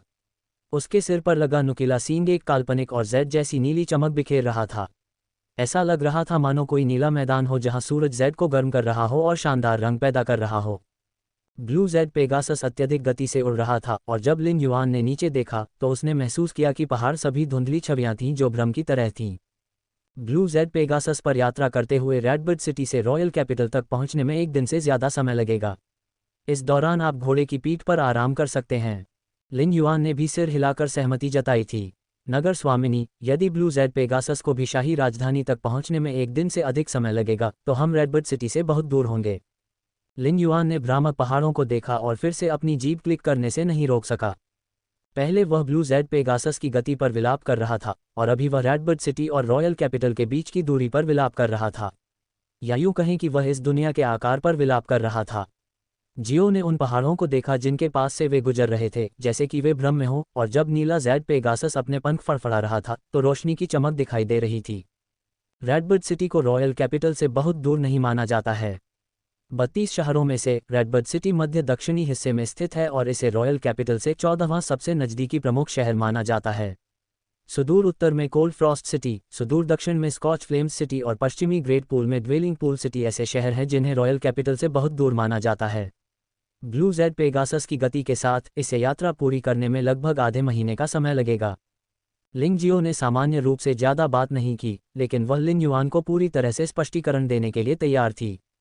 लिंग जियाओ की व्याख्या सुनने के बाद उसे लगा कि किताबों का सारा ज्ञान सिर्फ संख्याएं हैं। संख्याएं उतनी चौंकाने वाली नहीं थीं जितनी तब थी जब वह फैंटेसी ब्रीड फे पर बैठा था। वह गति को महसूस कर सकता था और रेडियंस फेडरेशन की विशाल भूमि को मापने के लिए समय का उपयोग कर सकता था। अगर हम पानी के पार यात्रा करें तो क्या समय कम नहीं हो जाएगा? लिन युआन को एहसास हुआ कि लिंग जियाओ ने ब्लू जेड पेगासस को ज़मीन के ऊपर यात्रा करने का निर्देश दिया था। भले ही वे पानी के क्षेत्रों में चले गए, लेकिन यह नदियों और झीलों के ऊपर होगा, लेकिन समुद्री क्षेत्र में नहीं। लिंग जियाओ ने अपने हाथ से ब्लू जेड पेगासस की गर्दन को सहलाया और उसके बालों को कंघी की। हालांकि उसका हाव भाव कहीं ज्यादा गंभीर था। जब आपके पास एक ऐसा पक्षी हो जो क्षितिज के पार उड़ सकता हो, तो सीखने का पहला सबक यह है कि आपको समुद्र के ऊपर नहीं उड़ना चाहिए। आत्मा की जागृति के बाद वह महासागर जिसने मनुष्यों को स्वतंत्र रूप से शिकार करने की अनुमति दी थी, अब दुनिया का सबसे खतरनाक स्थान बन गया था। भूमि चाहे कितनी भी विशाल क्यों न हो, यह इस ग्रह के केवल 40% से भी कम हिस्से पर कब्जा करती थी। शेष 60% महासागर से बना था। समुद्र गहरा और अथाह था। तटीय जल में भी जंगली गोल्डफे का सामना होने की संभावना थी। गोल्डफिश जैसी फे समुद्र में मछली पकड़ने वाली नाव को आसानी से पलट सकती थी। कभी कभी प्लेटिनम फेस तटीय जल में भी आ जाते हैं, जिससे तटीय जल में भी बहुत खतरनाक स्थिति बन जाती है। यदि कोई व्यक्ति समुद्री क्षेत्र के ऊपर उड़ रहा हो और उसका सामना किसी विशाल वेलफे से हो जाए, तो वह विशाल वेलफे द्वारा छोड़े गए जल स्तंभों से दुर्घटनावश घायल हो सकता है। लिंग जियो के शब्दों में गंभीर स्वर सुनने के बाद लिन युआन ने तुरंत लिंग जियो के बयान को याद कर लिया। हो सकता है कि उसने कथन को याद कर लिया हो, लेकिन फिर भी उसने पूछा, डायमंड फैंटेसी फे भी नहीं? लिंग जियाओ ने पीछे मुड़कर लिन युआन को स्वीकृति के भाव से देखा। उसे उम्मीद नहीं थी कि लिन युआन तुरंत पहचान लेगा कि यह ब्लू जेड पेगासस एक डायमंड फैंटेसी फे था। यह देखना मुश्किल नहीं था कि ब्लू जेड पेगासस एक काल्पनिक नस्ल थी, लेकिन लिन युआन को एक आरामदायक यात्रा देने के लिए लिंग जियो ने पहले ही ब्लू जेड पेगासस की भव्य आभा को वापस ले लिया था। लिन युआन अभी भी ये देखने में सक्षम था कि ब्लू जेड पेगासस एक काल्पनिक नस्ल थी। ज्ञान और अनुभव का ये स्तर कुछ ऐसा नहीं था जो एक नए वर्ग 2 निर्माण मास्टर के पास होगा। लिंग जियाओ ने भले ही उसे स्वीकृति दे दी हो, लेकिन वह अभी भी विशेष रूप से सख्त लग रही थी। कठोर शब्दों से लिन युआन को ऐसा महसूस हुआ जैसे उसके रोंगटे खड़े हो गए हों, क्योंकि गहरे समुद्र में मिथ ब्रीड फे के दिखने की संभावना है। मिथक नस्ल? लिन युआन ने जवाब में पूछा। मिथ ब्रीड एक ऐसी चीज थी जिसके बारे में लिन युआन ने पहले कभी नहीं सुना था। वास्तव में स्टार वेब पर मौजूद जानकारी में इसका कोई जिक्र नहीं था। यह अज्ञात था कि मिथ ब्रीड शब्द से जादुई रूप से आश्चर्यजनक अनुभूति क्यों होती थी। हाँ, मिथ ब्रीड यह एक ऐसा अस्तित्व है जो काल्पनिक नस्ल से परे है। जब कोई फे लीजेंड क्वालिटी तक पहुंच जाता है और दुनिया की इच्छाशक्ति द्वारा बनाई गई विलपावर रून के साथ जुड़ जाता है, तो उसे काल्पनिक नस्ल के रूप में जाना जाएगा। काल्पनिक नस्ल के फे ऐसे जीवन रूप हैं जो पहले से ही विज्ञान की सीमा से परे हैं। वे फे हैं जो केवल कल्पनाओं में मौजूद हैं। मिथ ब्रीड के लिए ये धीरे धीरे कल्पनाओं को यथार्थवादी मिथकों में बदलना है। जब भी कोई मिथ ब्रीड फे दिखाई देता है तो यह एक नए मिथक के जन्म के समान होता है। उनमें से प्रत्येक के पास एक मिथक और किंवदंती बनाने की शक्ति होती है। मिथ ब्रीड के बारे में बात करते समय लिंग जियो की आंखें सम्मान और उम्मीदों से भरी हुई थीं। इस बातचीत ने लिन युआन के लिए नई दुनिया का द्वार खोल दिया था। पहले वह हमेशा सोचता था कि फैंटेसी ब्रीड ही शिखर है। लिन युआन जानता था कि सृजन मास्टर्स असीम रूप से फेयर को विकसित कर सकते हैं, लेकिन उन्होंने यह नहीं सोचा था कि काल्पनिक नस्ल से ऊपर एक मिथक नस्ल थी। लिंग जियाओ ने लिन युआन के हैरान भाव को देखा और चुपचाप सोचा, मेरे लिए ऐसी बातें कहना बहुत जल्दी नहीं है। अगर लिन युआन चंद्र महारानी का शिष्य बन जाता है तो लिन युआन एक मिथक से संपर्क करने में सक्षम होगा, क्योंकि चंद्र महारानी एक जीवित मिथक है। Lin Yuan myth breed radiance federation का रहस्य है जो स्टार वेब में प्रसारित नहीं है, इसलिए आपको इसे उजागर नहीं करना चाहिए। इसके अलावा क्या आप काल्पनिक नस्लों के विभिन्न ग्रेड जानते हैं? लिंग जियाओ का सवाल कुछ ऐसा था जो लिन युआन को भी नहीं पता था। हालांकि इन सवालों ने पहले ही लिन युआन की अज्ञात के प्रति प्यास को उत्तेजित कर दिया था। इस जूनियर को नहीं पता। क्या नगर की महारानी कृपया मुझे बताएंगी? लिंग जियाओ ने नीचे ब्लू जेड पेगासस की ओर इशारा करते हुए कहा, यह ब्लू जेड पेगासस एक फैंटेसी आई फे है। फैंटेसी ब्रीड फे को फैंटेसी 5 ट्रांसफॉर्मेशन द्वारा वर्गीकृत किया जाता है। प्रत्येक परिवर्तन स्वर्ग के करीब एक कदम आगे ले जाता है। 5 परिवर्तन एक आरोहण के बराबर होंगे। लिन युआन ने अपने मन में काल्पनिक 5 परिवर्तन शब्द दर्ज कर लिए थे। लिंग जियो ने लिन युआन को देखा और अचानक कहा, यदि संभव हो तो जैसे जैसे आप एक क्रिएशन मास्टर के रूप में प्रगति करते हैं, आपकी लड़ाकू क्षमता भी पीछे नहीं रहनी चाहिए। लिंग जियाओ के शब्दों के संबंध में लिन युआन की गहरी भावनाएं थीं। सृजन मास्टर्स फेयर को विकसित करने के लिए एक बढ़िया विकल्प थे। इसे एक तरह की ताकत भी माना जाता था, लेकिन ऐसे समय भी थे जब एक लड़ाकू वर्ग की आत्मा क्यूई पेशेवर की क्षमता एक सच्ची जीवन रक्षक थी। इस विषय पर पहुंचने के बाद लिंग जियो और लिन युआन ने और बात नहीं की। सूरज पश्चिम में डूब रहा था और रात गहरा रही थी। आसमान में फैली पतली हवा में ठंड का एहसास हो रहा था। अक्टूबर के बाद इसे पहले से ही शरद ऋतु माना जाता था। क्षितिज पर चमकता हुआ चांद, और जब लिन युआन चांद को देख रहा था तो उसे लगा जैसे वह उसे छू सकता है। हालांकि जब उसने हाथ बढ़ाया तो उसे लगा जैसे वह चांद से बहुत दूर था। लिन युआन दिन निकलने तक चमकते चंद्रमा के साथ रात का निरीक्षण कर रहा था, तभी सूर्य और चंद्रमा ने अपना स्थान बदल लिया। स्विच के दौरान लिन युआन को अचानक समझ आ गई और एक यिन यांग इच्छाशक्ति रून उसकी मानसिक दुनिया में प्रकट हुई। लिन युआन ने सूर्य और चंद्रमा के बीच स्विच से उत्पन्न इच्छाशक्ति रून को महसूस करने के लिए अपनी आंखें बंद कर लीं। लिंग जियाओ की आंखें खुली हुई थीं। भले ही लिंग जियाओ ने अपनी भावनाएं खो दी हों, फिर भी वह चाहती थी कि वह चिल्ला सके, क्या कमाल का प्रतिभाशाली व्यक्ति है। मेरे ब्लू जेड पेगासस पर सवारी करते समय ये बच्चा वास्तव में सूर्योदय को देखकर इच्छाशक्ति रून को समझने में सक्षम था। इच्छाशक्ति रून को समझना इतना आसान कब था? यदि लिंग जियो के पास कोई इच्छाशक्ति रून नहीं होता और यदि लिन युआन उसके इतने करीब नहीं होती, तो लिंग जियो लिन युआन की इच्छाशक्ति रून के गठन को महसूस नहीं कर पाती। हालांकि लिंग जियाओ को यह नहीं पता था कि लिन युआन के पास सिर्फ एक इच्छाशक्ति रून नहीं था। उसकी आध्यात्मिक ऊर्जा में कुल 3 इच्छाशक्ति रून लगातार घूमते रहते थे। अगर लिंग जियो को पता होता तो वह लिन युआन को अपने ब्लू जेड पेगासस की पीठ से उतार देना चाहती। जियाओ लिन युआन की प्रतिभा से चकित थी, क्योंकि वह सूर्योदय को देखकर ही इच्छाशक्ति रून को समझने में सक्षम था और वह लिन युआन को थोड़ा रौंदना भी चाहती थी। हालांकि वह अपनी आध्यात्मिक शक्ति को प्रसारित कर रही थी, जिसका उपयोग आकाश में हवा की धाराओं को अलग करने के लिए कर रही थी। इसने लिन युआन को समझने के लिए सबसे उपयुक्त वातावरण में रहने की अनुमति दी, जबकि लिंग जियो ने चुपचाप लिन युआन की रक्षा की। लिंग जियाओ ने अपनी आध्यात्मिक शक्ति तभी वापस ली जब लिन युआन ने अपनी आंखें खोलीं।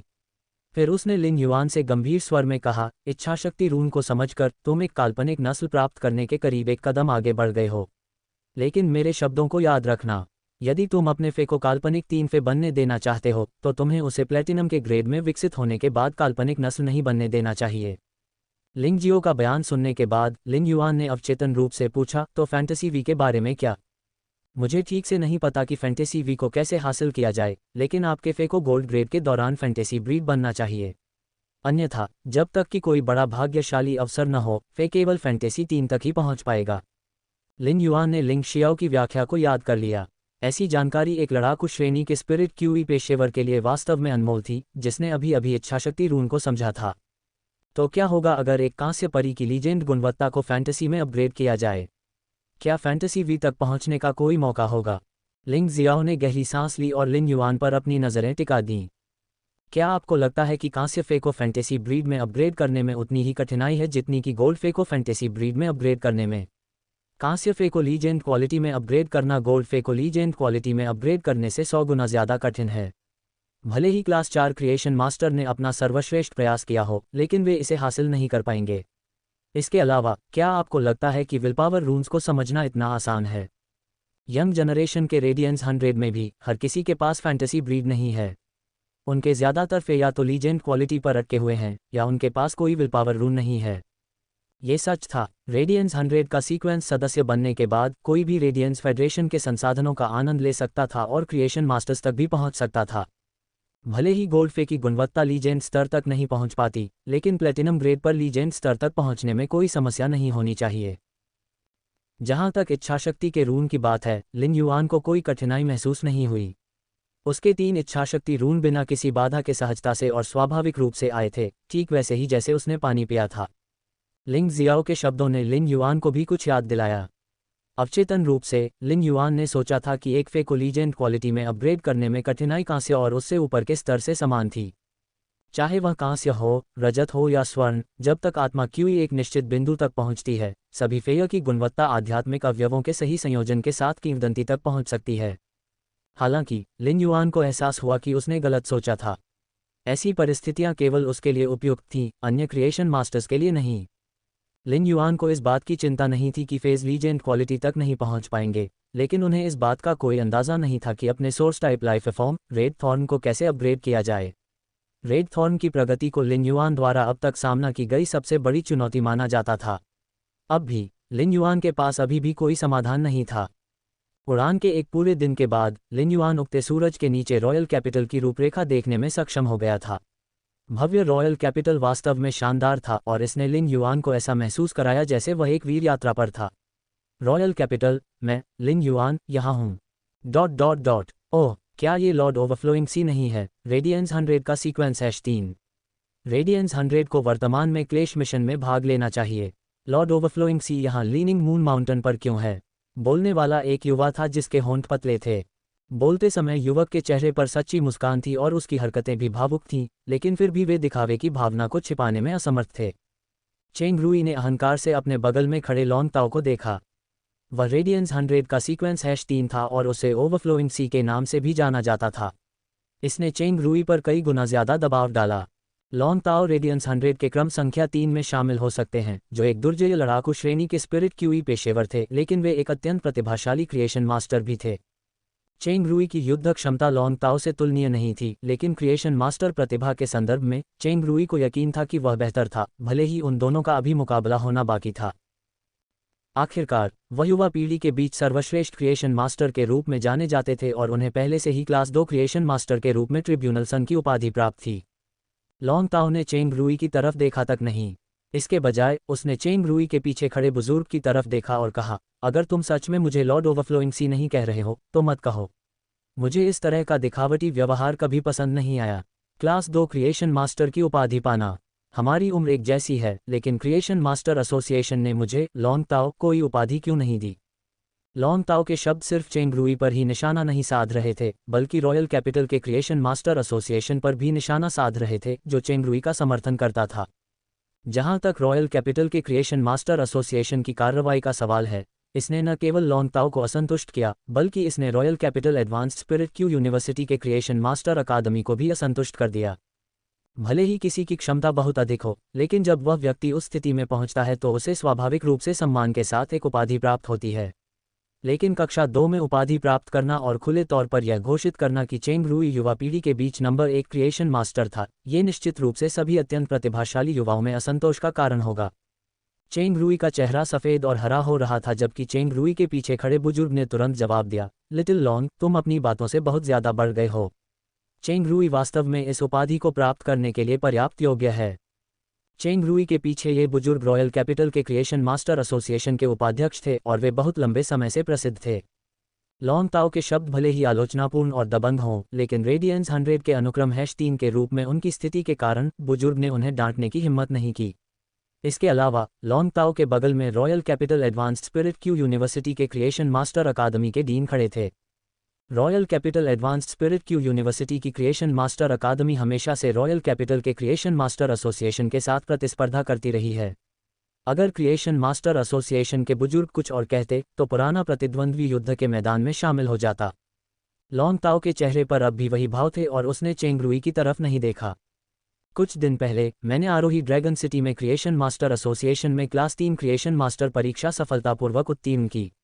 अगर चेंग रुई इस उपाधि के लिए पर्याप्त रूप से सक्षम है, तो मुझे आश्चर्य है कि क्या मैं भी क्रिएशन मास्टर एसोसिएशन से अपनी उपाधि पहले ही प्राप्त कर सकता हूं। हालांकि भले ही क्रिएशन मास्टर एसोसिएशन मुझे कोई उपाधि देना चाहे, मैं इसे स्वीकार नहीं करूंगा। एक बार जब मैं क्लास 4 क्रिएशन मास्टर बन जाऊंगा तो मैं स्वाभाविक रूप से उस उपाधि को जब्त कर लूंगा जो मेरी है। लॉन्ग ताओ के शब्द थप्पड़ों की तरह थे। उसके शब्दों में कुछ भी गलत नहीं था, लेकिन वे ऐसे थप्पड़ थे जो बेरहमी से चेंग रुई के चेहरे पर पड़े। उसके शब्दों ने क्रिएशन मास्टर एसोसिएशन के उपाध्यक्ष को भी उदास कर दिया था। हालांकि लॉन्ग ताओ के शब्द बिल्कुल भी गलत नहीं थे। अगर चंद्र महारानी ने शिष्य को स्वीकार नहीं किया होता तो भले ही चेंग रुई प्रतिभाशाली था, उसे क्लास 2 क्रिएशन मास्टर की उपाधि नहीं मिल पाती। उपाधि प्रदान करने का उद्देश्य चेंग रुई को नंबर 1 युवा क्रिएशन मास्टर के रूप में ऊंचा दर्जा देना था। लेकिन अब जबकि लॉन्ग ताओ पहले से ही क्लास 3 क्रिएशन मास्टर था, भले ही चेंग रुई में भी क्लास 3 क्रिएशन मास्टर की क्षमता थी, फिर भी वह अभी तक एक नहीं था। रॉयल कैपिटल के क्रिएशन मास्टर एसोसिएशन के उपाध्यक्ष के रूप में अब उन्हें चेंग रुई पर पहले जैसा भरोसा नहीं रहा। हालांकि उन्होंने एक पल के लिए सोचा और महसूस किया कि यह चंद्रमा महारानी ही होनी चाहिए जो अंत में निर्णय लेगी। चंद्रमा महारानी को अपना चुनाव करने में बस एक पल लगेगा, और इसका मतलब यह नहीं था कि चेंग रुई के पास मौका नहीं था। Royal capital advanced spirit Q university के क्रिएशन मास्टर अकादमी के डीन अपने हाथ में 2 जेड गोले घुमाते हुए वहां खड़े थे। उन्होंने क्रिएशन मास्टर एसोसिएशन के उपाध्यक्ष की ओर देखा और कहा, पुरानी बात है, अभी तो रॉयल कैपिटल का क्रिएशन मास्टर एसोसिएशन भी क्रिएशन मास्टर्स को पोषित करने के मामले में हमारी अकादमी से कमतर है। इसलिए इस पीढ़ी का नंबर 1 युवा क्रिएशन मास्टर आपकी एसोसिएशन से नहीं है, वह हमारी अकादमी से है। आलोचना करने के बाद जेड गोले वाला बुजुर्ग दिल खोलकर हंसा। ये बहुत ही खुलकर की गई हंसी थी और यह वाकई उसके दिल की गहराई से निकली थी। हालांकि ये हंसी ही थी जिसने क्रिएशन मास्टर एसोसिएशन के उपाध्यक्ष को इतना क्रोधित कर दिया कि उनका शरीर धीरे धीरे कांपने लगा। जाहिर है कि वह काफी क्रोधित थे। तुम बूढ़ी औरत, खुश होने लायक क्या है? अंत में लॉन्ग ताओ को हमारे आरोही ड्रैगन सिटी के क्रिएशन मास्टर एसोसिएशन के तहत क्लास 3 क्रिएशन मास्टर के रूप में पंजीकृत किया जाता है। वह अभी भी हमारे क्रिएशन मास्टर एसोसिएशन का सदस्य माना जाता है। क्रिएशन मास्टर अकादमी के डीन ने भी जेड गोले घुमाना बंद कर दिया था और हैरान स्वर में कहा, तुम मूर्ख बूढ़े आदमी बहुत बेशर्म हो। तुम ऐसा कुछ कैसे कह सकते हो? क्या तुम्हें यह नहीं पूछना चाहिए कि क्या आरोही ड्रैगन सिटी के क्रिएशन मास्टर एसोसिएशन ने स्वीकार किया है कि वे तुम्हारे रॉयल कैपिटल के क्रिएशन मास्टर एसोसिएशन के साथ एक ही पक्ष में हैं? यदि तुम इसे इस तरह कह सकते हो तो मैं भी कह सकता हूं कि संघ के सभी छात्र हमारी अकादमी के छात्र हैं। शहरों के बीच क्रिएशन मास्टर एसोसिएशनों के बीच प्रतिस्पर्धात्मक संबंध था क्योंकि वे अपने शहर के क्रिएशन मास्टर्स के लिए अधिक संसाधनों के लिए प्रयास करते थे।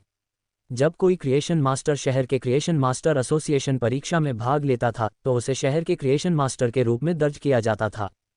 रॉयल कैपिटल का creation master association royal capital में हो सकता है और सभी क्रिएशन मास्टर एसोसिएशन के लिए एक मुख्यालय की तरह था, लेकिन सच्चाई यह नहीं थी। ये कहने के बजाय कि वे मुख्यालय थे, ये कहना बेहतर था कि वे प्रत्येक क्रिएशन मास्टर एसोसिएशन के लिए शीर्ष प्रतिद्वंद्वी थे। लीनिंग मून माउंटेन के नीचे मिलते ही दोनों बुजुर्गों में विवाद शुरू हो गया। इससे चेंग रुई और लॉन्ग ताओ को काफ़ी शर्मिंदगी उठानी पड़ी। चेंग रुई ने लॉन्ग ताओ के सामने ये कहने की हिम्मत नहीं की कि वह नंबर 1 युवा क्रिएशन मास्टर है। वास्तव में उसे अब पहले की तरह अपने खिताब पर गर्व नहीं था और वास्तव में उसे शर्मिंदगी महसूस हो रही थी। हालांकि लॉन्ग ताओ स्पष्ट रूप से चेंग रुई को जाने देने की योजना नहीं बना रहा था। मैंने स्टार वेब पर आपका साक्षात्कार देखा है। आप स्टार वेब की तुलना में वास्तविक जीवन में वैसे नहीं दिखते हैं। स्टार वेब पर आप ऐसे दिखते हैं जैसे आप वास्तव में युवा पीढ़ी के नेता हैं। लॉन्ग ताओ भले ही उदासीन भाव से बोल रहा हो, लेकिन ये कथन पहले के थप्पड़ों की तुलना में ज्यादा जोरदार घूंसे जैसा था। चेंग रुई इतना उत्तेजित हो गया कि उसका चेहरा हरे से लाल हो गया। लॉन्ग ताओ, तुम बहुत ज्यादा हो। तुम मुझसे 1 साल बड़े हो। 1 साल बाद मैं भी निश्चित रूप से क्लास 3 क्रिएशन मास्टर बन जाऊंगा। तुम्हारा क्रिएशन मास्टर टैलेंट शायद मुझसे बेहतर न हो। मैं तुमसे सिर्फ 1 साल छोटा हूं, बस इतना ही।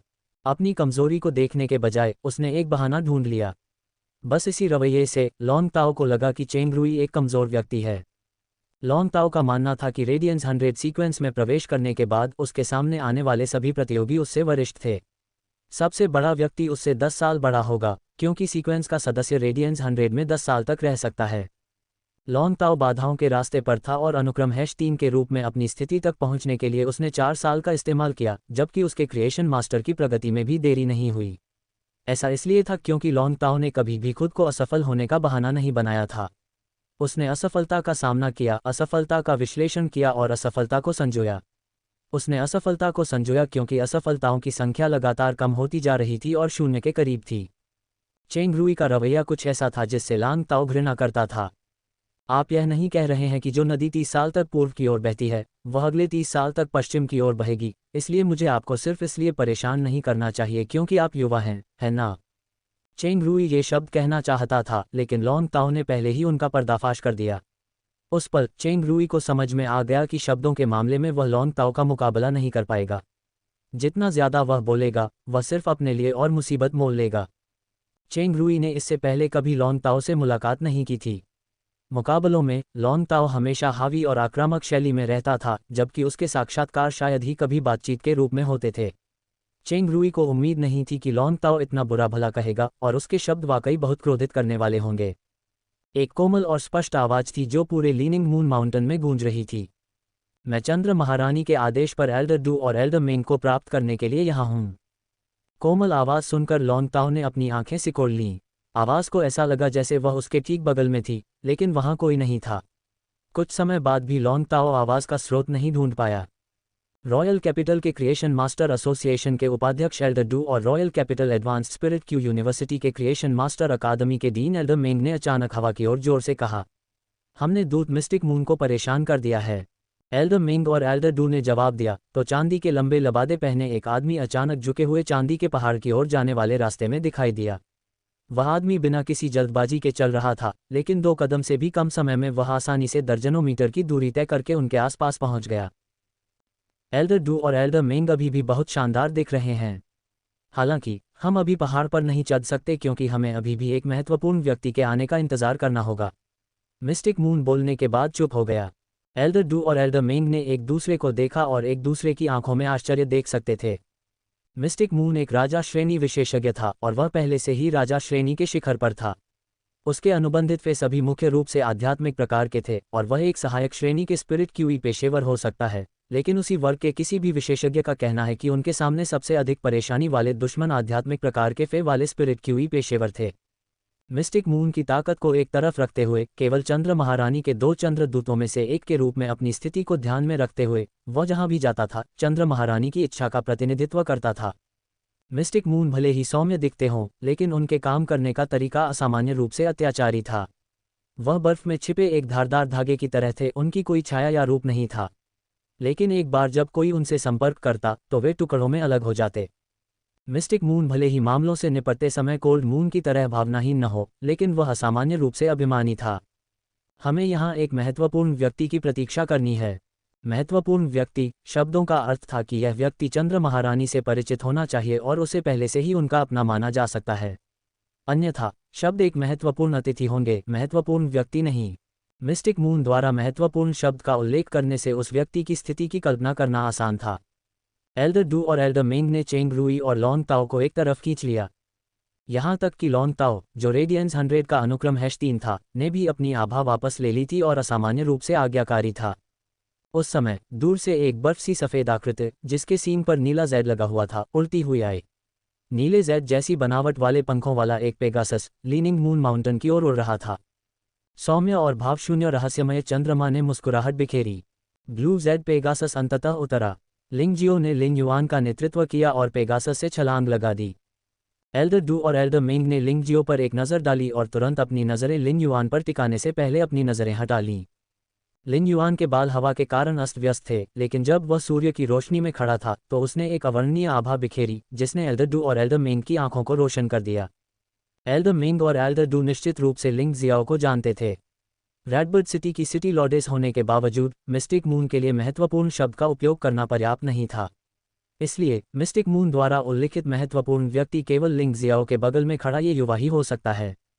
लिंग युआन को स्पष्ट रूप से महसूस हो रहा था कि लिंग जियो के अलावा 5 जोड़ी आंखें उसे घूर रही हैं। नज़रों को महसूस करते हुए वह इनमें से किसी को भी नहीं जानता था। हालांकि सम्मान के कारण उसने फिर भी अभिवादन के रूप में जवाब में सिर हिलाया। लिंग जियाओ शुरू में परिचय देना चाहता था, लेकिन मिस्टिक मून की कोमल और स्पष्ट आवाज़ गूंज उठी। हर कोई यहाँ है, मेरे पीछे लीनिंग मून माउंटेन तक आओ। लिंग युआन, मेरे पास आओ, हम साथ साथ चलेंगे। लिंग युआन ने पहले ही उस चांदी के लबादे वाले आदमी को नोटिस कर लिया था जो बोल रहा था। चांदी के लबादे वाले आदमी की आभा गहरे समुद्र के नीचे एक प्रचंड अंतर्धारा की तरह थी जिसकी सतह पर लहरों का कोई निशान नहीं था। लिंग युआन को उम्मीद नहीं थी कि यह चांदी के लबादे वाला आदमी उसे वास्तव में जानता होगा। उसने लिंग जियाओ की ओर देखा और उसे एक घूंट भरते हुए देखा, लेकिन उसने एक शब्द भी नहीं कहा। उसने केवल लिंग युआन को सिर हिलाया। इस तरह लिंग युआन आराम से मिस्टिक मून के साथ साथ चला। मिस्टिक मून ने एक चमकदार मुस्कान दी और लिंग युआन को पहाड़ पर ले गया। लिंग जियाओ एल्डर मेंग और एल्डर डू के साथ साथ चल रहा था, जबकि लॉन्ग ताओ और चेंग रूई बगल में चल रहे थे। वे पांचों लिंग जियाओ और मिस्टिक मून के पीछे पीछे चल रहे थे। उस समय एल्डर डू और एल्डर मेंग ने लिंग शियाओ की ओर देखा। उसने एल्डर डू और एल्डर मेंग को भावहीन अभिवादन देते हुए कहा, ये वही है जो एल्डर डू और एल्डर मेंग सोच रहे हैं। एल्डर मेंग और एल्डर डू ने लिंग युआन को जटिल नज़रों से देखा। उन्हें लग रहा था कि यह युवा जिसकी वजह से उनकी आंखें चमक रही थीं, दरअसल आड़ू की फसल काटने आया था। इसके अलावा मिस्टिक मून की हरकतों से क्या ये लिंग युआन वह व्यक्ति हो सकता है जिसे मून महारानी ने पहले ही स्वीकार करने का फैसला कर लिया था। लॉन्ग ताओ ने लिन युआन को जांच भरी निगाहों से देखा। चेंग रुई ईर्ष्या और उलझन भरी निगाहों से लिन युआन को देख रहा था। एल्डर डू और एल्डर मेंग के कुछ सवालों के बाद बाकी लोगों को लिन युआन की पहचान पता चल गई। वह वही था जिसने रेडबर्ड सिटी में सीधे क्लास 2 क्रिएशन मास्टर परीक्षा पास की थी। क्रिएशन मास्टर एसोसिएशन का सुधार रेडबर्ड सिटी से शुरू हुआ और अब रेडियंस फेडरेशन के 32 शहरों में चलाया जा रहा है। सुधार का क्या मतलब था? एल्डर डू और एल्डर मेंग समझ गए, लेकिन उन्होंने कभी नहीं सोचा था कि कोई व्यक्ति वास्तव में इतनी कठोर आवश्यकताओं को पूरा करेगा। इसके अलावा ये व्यक्ति इतनी जल्दी आ गया। लॉन्ग ताओ दिखने में तो शांत था, लेकिन चेंग रुई के चेहरे पर इस नतीजे को स्वीकार करने की स्पष्ट अनिच्छा थी। चेंग रुई ने अपने दांत पीसते हुए सोचा, वह तो बस एक बच्चा है जिसने क्लास 2 क्रिएशन मास्टर की परीक्षा पास की है। इसमें इतनी बड़ी बात क्या है? हो सकता है कि वह उस समय भाग्यशाली रहा हो। मैं पहले से ही क्लास 3 क्रिएशन मास्टर की परीक्षा देने के लिए लगभग सक्षम हूँ। इस बच्चे को कुचलना क्या खिलौनों से खेलने जितना आसान नहीं होगा। लॉन्ग ताओ ने चेंग रुई के हाव भाव को देखा और जोर से हंस पड़ा। तुम खुद की तुलना उससे क्यों नहीं करते और देखते हो कि वह तुमसे कितना छोटा है? चेंग रुई की अभिव्यक्ति हमेशा समृद्ध रहती थी और विशेष रूप से लॉन्ग ताओ द्वारा आलोचना किए जाने के बाद वह ऐसा दिखता था जैसे उसने 30 नींबू के बाद 30 करेले खा लिए हों। ये तो मानना ही पड़ेगा कि लीनिंग मून माउंटेन खूबसूरत नज़ारों से भरा हुआ था। लिन युआन ने रास्ते में ट्रू डेटा को सक्रिय किया और मिस्टिक मून के साथ अपनी बातचीत के अलावा उसने बहुत सारे गोल्ड फे और यहाँ तक कि कुछ प्लेटिनम फे भी देखे। ये फे ज़्यादातर पौधे जैसे थे, जिनमें कभी कभार तितलियाँ, ड्रैगन फ्लाई, मधुमक्खियाँ और छोटे पक्षी भी होते थे। दुर्लभ फे जिन्हें बाहरी दुनिया में देखना मुश्किल था, उन्हें लीनिंग मून माउंटेन में हर जगह देखा जा सकता था। उस समय मिस्टिक मून ने कहा, हम कुछ ही कदम में रेडियंट मून पैलेस तक पहुंच जाएंगे। मिस्टिक मून के शब्द सिर्फ लिन युआन के लिए नहीं थे, बल्कि वे उनके पीछे के लोगों के लिए भी थे। पहाड़ों की एक गैलरी से गुजरने के बाद लिन युआन ने एक महल देखा जो ऐसा लग रहा था जैसे कि इसे फ्लोराइड से बनाया गया हो। महल का मुख्य भाग सफ़ेद जेड की तरह सफ़ेद था, लेकिन यह आसमान में चांद की तरह चमकती हुई रोशनी उत्सर्जित कर रहा था। महल के सामने 2 सीधे पेड़ थे जो करीब 10 मीटर ऊंचे थे। पेड़ों पर नाजुक फूल खिले हुए थे जो सोने और चांदी का मिश्रण थे। फूल इतने घने थे कि उनकी शाखाएं नीचे की ओर लटक रही थीं। ये दोनों पेड़ वास्तव में सिल्वर स्टैमिंग गोल्ड लस्टर कैसियास थे। ट्रू डेटा को देखते समय लिन युआन को लगा कि वह गिरने वाला है। ये 2 silver stemming gold luster cassia वास्तव में डायमंड एक्स थे। बेशक यह महत्वपूर्ण नहीं था। महत्वपूर्ण बात यह थी कि उनकी गुणवत्ता लीजेंड थी। महल के प्रवेश द्वार पर ऐसी कीमती प्रजातियां लगाई गई थीं, बिना किसी से अनुबंध किए, और उनका उपयोग केवल दृश्य के एक भाग के रूप में किया गया था। ये कुछ ऐसा था जिसकी लिन युआन कल्पना भी नहीं कर सकती थी। जब मिस्टिक मून ने लिन युआन को 2 silver stemming gold luster cassia को देखते हुए देखा तो उसने पहल करते हुए कहा, दोनों कैसिया देखने में बहुत अच्छे हैं और इन्हें यहाँ लगाया गया है। Silver stemming gold luster cassia बहुत खास है, लेकिन इसमें कोई खुशबू नहीं है। हालांकि फूलों का इस्तेमाल ऑस्मेंथस शहद बनाने के लिए किया जा सकता है। कोल्ड मून ऑस्मेंथस शहद बनाने में बहुत अच्छा है। मैं कोल्ड मून से बाद में आपके लिए एक कटोरा तैयार करने के लिए कहूँगा। Silver stemming gold luster cassia जैसी फेय वास्तव में लिन युआन के ज्ञान से परे थीं। वह केवल ट्रू डेटा के माध्यम से ही इसके नाम के बारे में जान सकता था। लिन युआन को शायद यकीन न हो, लेकिन लिंग जियाओ, एल्डर डू और एल्डर मेंग जानते थे कि वे क्या थे। ये सुनने के बाद कि मिस्टिक मून लिन युआन को ओस्मांथस शहद का एक कटोरा देने जा रहा था, यहाँ तक कि 3 अधिकार विशेषज्ञों ने भी एक हिस्सा मांगने की कोशिश की, भले ही वह सिर्फ कुछ बूंदें ही क्यों न हों। Silver stemming gold luster cassia का अमृत अशुद्धियों को दूर करने के लिए बहुत बढ़िया था। आमतौर पर अन्य लोग एक कप में एक बूंद घोलते हैं और इसे पीने के लिए कई बार पतला करते हैं। यदि Lin Yuan silver stemming gold luster cassia अमृत का एक पूरा कटोरा पी ले तो यह संभव था कि उसके शरीर की सभी अशुद्धियां साफ हो जाएं। दुनिया में केवल 2 रजत पुनकेसर स्वर्ण चमक कैसिया थे और वे चंद्र महारानी के हाथों में थे, लेकिन उन्हें दीप्तिमान चंद्र महल के सामने लगाया गया था। चंद्र महारानी royal capital advanced spirit Q university और रॉयल कैपिटल के क्रिएशन मास्टर एसोसिएशन के लिए अमृत की 10 बूंदें एकत्र कर सकती थीं, लेकिन भले ही वे कुछ दर्जन वर्षों तक संग्रह करती रहें, फिर भी वे एक कटोरा भी इकट्ठा नहीं कर सकती थीं। रहस्यमय चंद्रमा ऑस्मंथस शहद मैंने बनाया है और तुम वास्तव में इसे दूसरों को देना चाहते हो। भले ही यह एक उपहार हो, यह मेरी ओर से होना चाहिए। आवाज़ बर्फीले तालाब के बर्फीले पानी की तरह साफ लग रही थी। लिन युआन ने महिला की ओर देखा और पाया कि नीली पोशाक पहने एक महिला उसकी ओर देख रही है। मिस्टिक मून ने एक चमकदार मुस्कान बिखेरी। ठीक है कोल्ड मून, उन्हें चंद्र महारानी से मिलवाओ। मेरे पास अभी भी चंद्र महारानी द्वारा दिए गए अन्य कार्य हैं। कोल्ड मून ने सिर हिलाया और सभी से कहा, मेरे पीछे रेडियंट मून पैलेस में आओ। रेडिएंट मून पैलेस में प्रवेश करने के बाद लिन युआन ने महसूस किया कि महल में हर जगह अनुग्रह फैल रहा था। सामने एक मेज और 2 बक्से के साथ एक मंच था। कोल्ड मून ने लिन युआन को अपनी तरफ खींचा और एल्डर मेंग और एल्डर डू से कहा, चंद्र महारानी ने प्रत्येक बक्से में एक खजाना रखा है। दोनों पक्ष अपने युवा प्रतिभाओं को एक बॉक्स चुनने की अनुमति दे सकते हैं। बॉक्स के अंदर का खजाना चंद्र महारानी की ओर से एक उपहार माना जाएगा। कोल्ड मून के शब्दों से एल्डर डू और एल्डर मेंग की आंखें चमक उठीं। लेकिन साथ ही उन्हें समझ में नहीं आया कि 3 युवा प्रतिभाओं के होते हुए भी केवल 2 ब्रोकेड बक्से क्यों थे। लिन युआन कोल्ड मून के पास खड़ा था और उदासीनता से देख रहा था। उसे शायद पता नहीं था कि क्या हो रहा है, लेकिन वह जानता था कि यह आसान नहीं था।